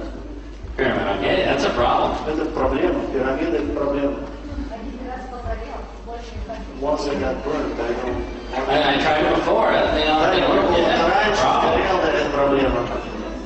конкурирующие фирмы подделывают продукцию. The other companies are trying to do the fake ones. Okay. Well, that's a big problem. О, это большая Yeah. проблема. Is that all the problems you have? Это все проблемы, что есть, да? Дистрибьюторы не уверены в себе. Distributors are not sure that there's to themselves. Okay. That's a problem. Positive enough. Это проблема. All right, well, let's start with these problems. Ладно, давайте, по крайней мере, эти проблемы разберем, да? Now, if your distributor believes Если ваш дистрибьютор верит, that these are huge problems that can never be overcome, что это гигантские проблемы, через которые никогда не будет возможно переступить, well, they're never going to become a leader, are they? то они когда-нибудь станут лидерами? Нет. But Но, if they believe that these problems don't make a difference, если они верят, что эти проблемы на самом деле сильно не влияют на вещи, they can probably become a leader. они, возможно, могут стать лидерами. So there's lots of ways to attack these problems. Поэтому существует огромное количество способов атаковать эти проблемы. I'll give you some of the different ways that I do it. Я вам сейчас просто расскажу несколько способов, которые использую я. Method number one is don't fix them. Метод номер один. Не пытайтесь их исправить. And the distributor looks at me and says, what do you mean don't fix these problems? Когда вы говорите такое дистрибьюторам, они говорят, что ты имеешь в виду, не пытайся это исправить. I said, well, think about the Pope. Давайте подумаем вот о ком, о Папе Римском. The Pope has more money and a bigger staff than we do. У Папы Римского намного больше денег и больше подчиненных, чем у нас. And the Pope still hasn't solved all the problems. И Папа Римский до сих пор не исправил все проблемы, которые у него есть. So why do we think we can? Поэтому почему мы думаем, что мы можем? I think we can ignore these problems and just go on. Я думаю, что мы можем игнорировать эти проблемы и продолжать двигаться. And is it possible to have a million-lot business and still have problems? Возможно ли обладать миллионным бизнесом и при этом все равно еще иметь проблемы? Sure. Is it possible to have a 10 million lot business and still have problems? Возможно ли обладать 10-миллионным бизнесом и все равно обладать проблемами? Is it possible to have a 100 million lot business and still not fix all the problems? Возможно ли обладать бизнесом на 100 миллионов лат и при этом не решить всех своих проблем, друзья? Sure. So why should we bother fixing the problems then? Тогда зачем вообще тратить время на это? Зачем их пытаться исправлять? And the distributor says, well, it sounds good, but prove it. Ну, дистрибьютор говорит, ну, потому что это звучит хорошо, что ты доказал, ты это сделал. Хорошо скажут про тебя. So I tell them about my wife, Susan. Тогда я им обычно рассказываю о моей жене Сьюзан. Now, most of you have not met my wife, Susan, Большинство из вас никогда не видели, не встречали мою жену Сьюзан. but she is a professional shopper. Но я бы ее назвал так. Она профессиональный покупатель. So I'm the income, she's the outgo.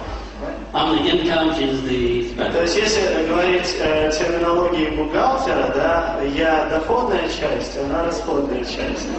Да? Я добываю деньги, она их тратит.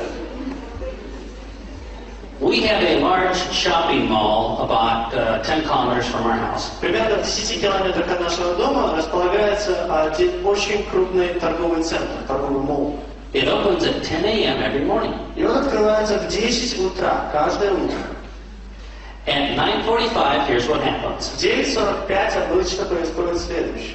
My wife hops in her little Mercedes SUV.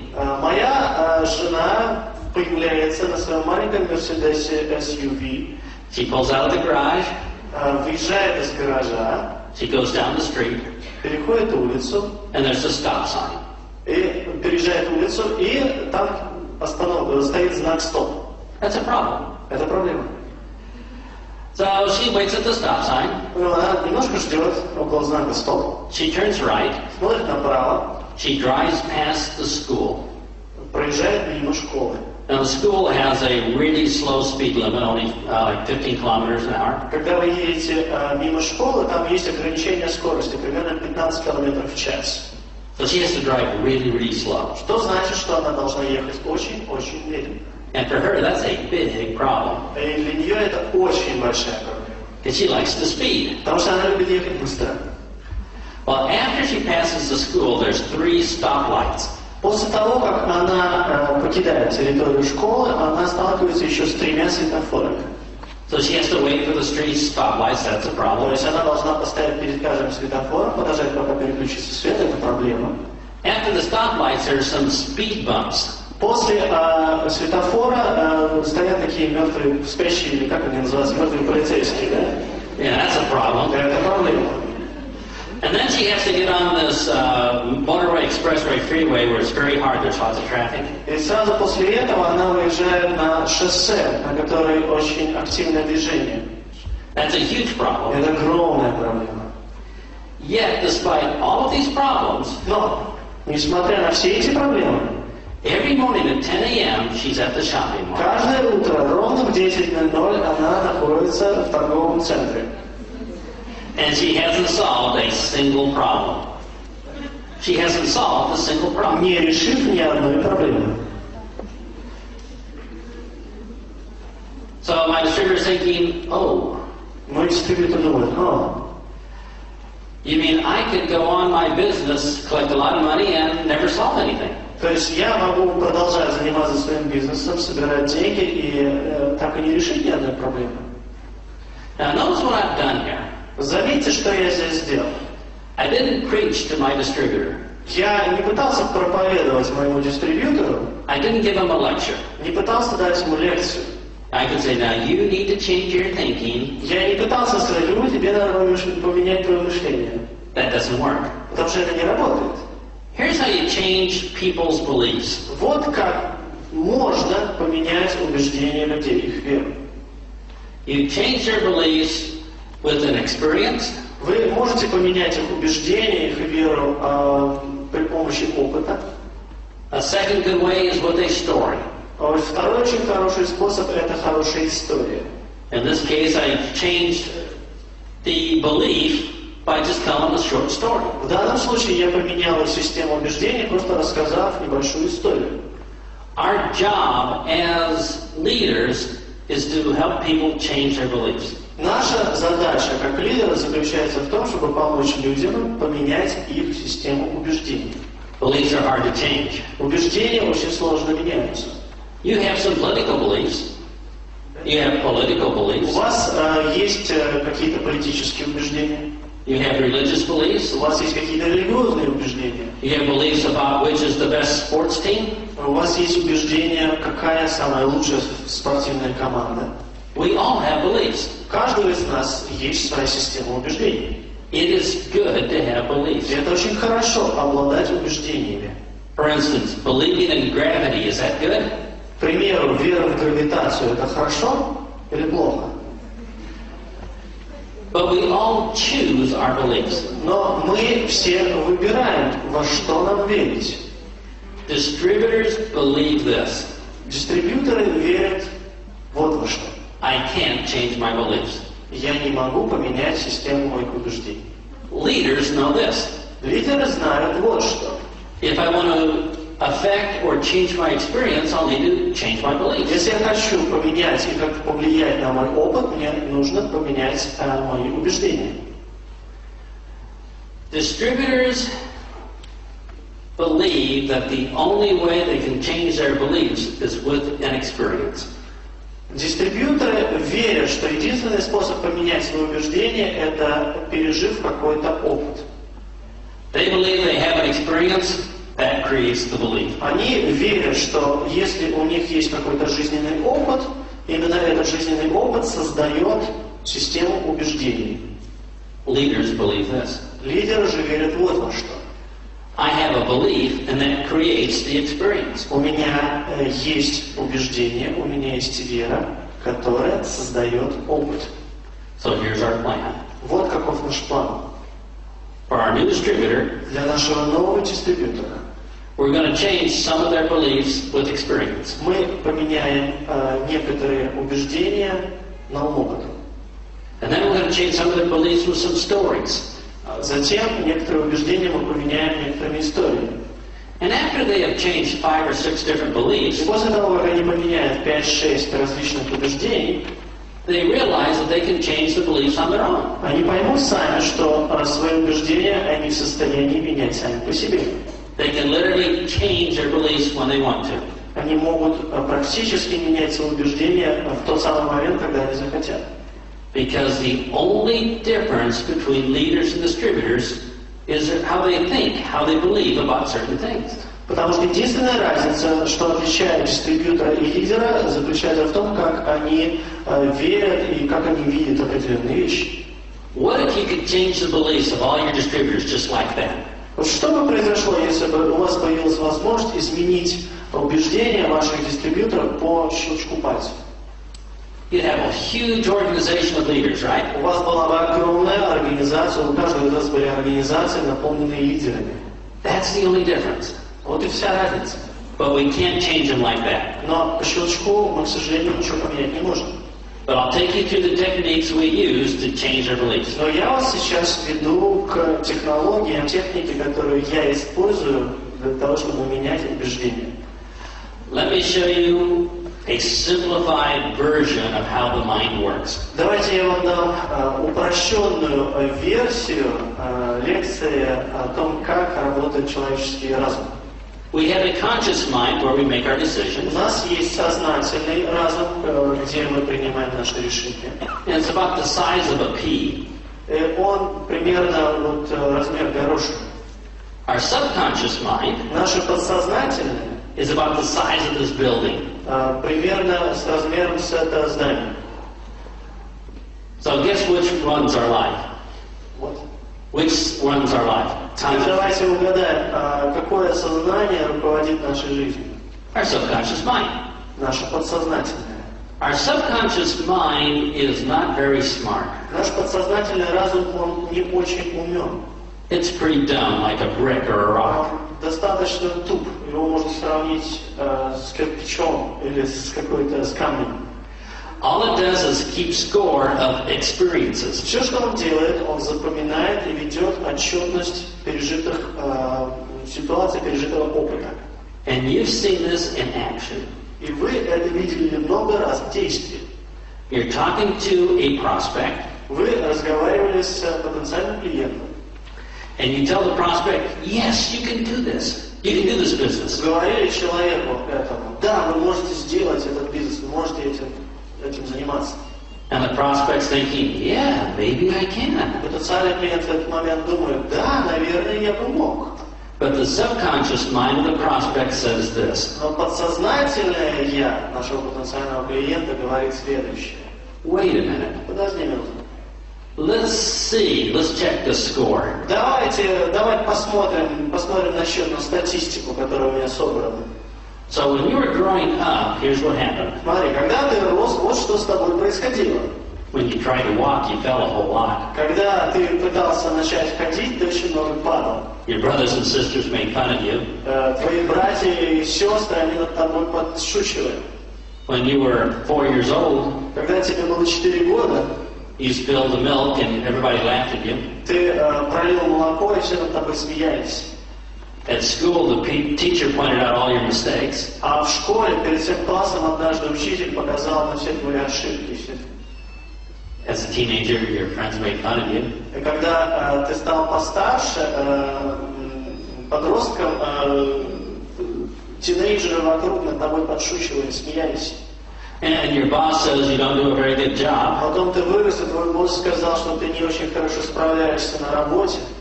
So you have 1 million votes so far that you can't do these То things. есть смотри, уже 1 миллион голосов за то, что ты этим заняться не можешь, потому что ты не способен. And let me see, you have 1 vote that says you can. И смотри, и эти 1 миллион моих голосов против одного голоса, говорящего, что ты можешь, And your prospect doesn't join. и ваш потенциальный клиент не вступает. And if they do join, И даже если он это делает, the subconscious mind will find a way to sabotage it. подсознательный разум найдет способ саботировать его деятельность. How many people here have ever seen that happen? Кто из вас когда-либо с подобным сталкивался, видел, как это действует? It's just the way it is. Ну, вещи так обстоят подобным образом, это так. Our job is to get some more votes in the subconscious mind. Наша задача заключается в том, чтобы собрать дополнительное количество голосов в подсознательном разуме нашего клиента. And here's how you get some votes in the subconscious И mind. вот как эти голоса можно набирать. Remember, every experience is a vote. Помните, каждый опыт – это голос. But the subconscious mind is incredibly stupid.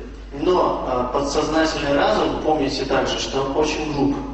It can't tell the difference between a real experience and a story. Он не может определить разницу между реальным опытом и рассказанной историей. So when you tell a story, it's the exact same thing as an experience to the subconscious mind. Поэтому, когда вы рассказываете просто какую-то историю, то для подсознательного разума это абсолютно такая же вещь, как будто это происходило уже, что это уже произошло. And I can prove it. Но я вам могу сейчас это доказать. How many people here have ever been to a really sad movie? Кто-либо из вас когда-либо в жизни бывал на очень-очень грустном фильме? Now, at the sad movie, Во время просмотра очень грустного фильма did you cry? вы плакали? But wait, the conscious mind says this. Подождите, наше сознание говорит следующее. Oh, that's not real. Но это же неправда. It's just a bunch of light pixels showing up on the fluorescent screen. Просто какой-то набор световых пикселей, которые меняются на подсвеченном экране. And as a projector light going through frames of film at 24 per second. Когда луч прожектора проходит через пленку, And подсвечивается картинка. it's a fictional story. They made up that И story. в то же самое время это выдумка, это не было на самом деле, это просто история. But what does the subconscious mind Что say? же говорит наше подсознательное я, наш разум подсознательный? Your subconscious mind says, you're going to cry. Он говорит, ты сейчас расплачешься. And we cry. И мы плачем. When you tell a story, Когда вы рассказываете историю, it's like putting a movie projector right inside your distributor's mind. это можно сравнить с включением видеопрожектора прямо внутри разума вашего потенциального клиента. It's one of the strongest ways to teach them something. Это самый сильный способ научить их чему бы то ни было. Let me show you how strong it is. Давайте я вам покажу, насколько это сильно. I'm going to give you a test. Я вам сейчас проведем небольшой тест. And let's see how well your subconscious mind remembered this story. И мы посмотрим, насколько хорошо ваше подсознательное «я» запомнило историю. At 9:45, my wife backs her car out of the driveway, right? My wife drives to the mall at 9:45 in the morning. В 9:45 утра моя жена сидит в машине и выезжает по направлению к торговому комплексу. And she drives down the street, and right away, what's her first problem? Она выезжает на улицу, и с какой первой проблемой она сталкивается? Stop sign, right?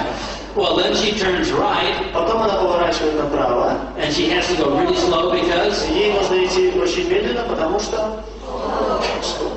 And then after the school zone, there's 3 more problems. They are... И после школы там еще 3 проблемы.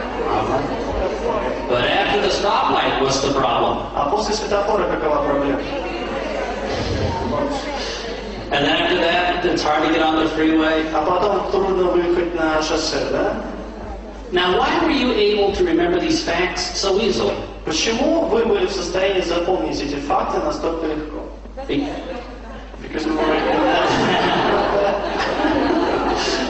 Stories are easy to remember. На самом деле истории проще запоминать. You can remember stories from your childhood. Вы можете запомнить истории из вашего детства. If you can learn the art of telling stories, Если вы научитесь искусству рассказывать истории, it will help change your distributor's beliefs faster. это поможет менять убеждения ваших дистрибьюторов намного быстрее. And they'll become a leader quicker. И этот дистрибьютор будет становиться лидером намного быстрее тоже. So here's what we're going to do. Поэтому вот что мы сделаем. Just for a small experiment here, Ради одного просто небольшого эксперимента I'm going to ask you to grab your partner, я попрошу, чтобы вы опять схватили вашего партнера, and you're going to tell your partner this. и вы скажете вашему партнеру следующее. Let me tell you about Big Al's wife. Позволь мне рассказать тебе о жене Большого Элла. She's a professional shopper. Она является профессиональным покупателем. And you know how the story goes, То right? есть вы помните, как дальше идет история, да? So let's just take 1 minute, grab her partner, and tell them the story.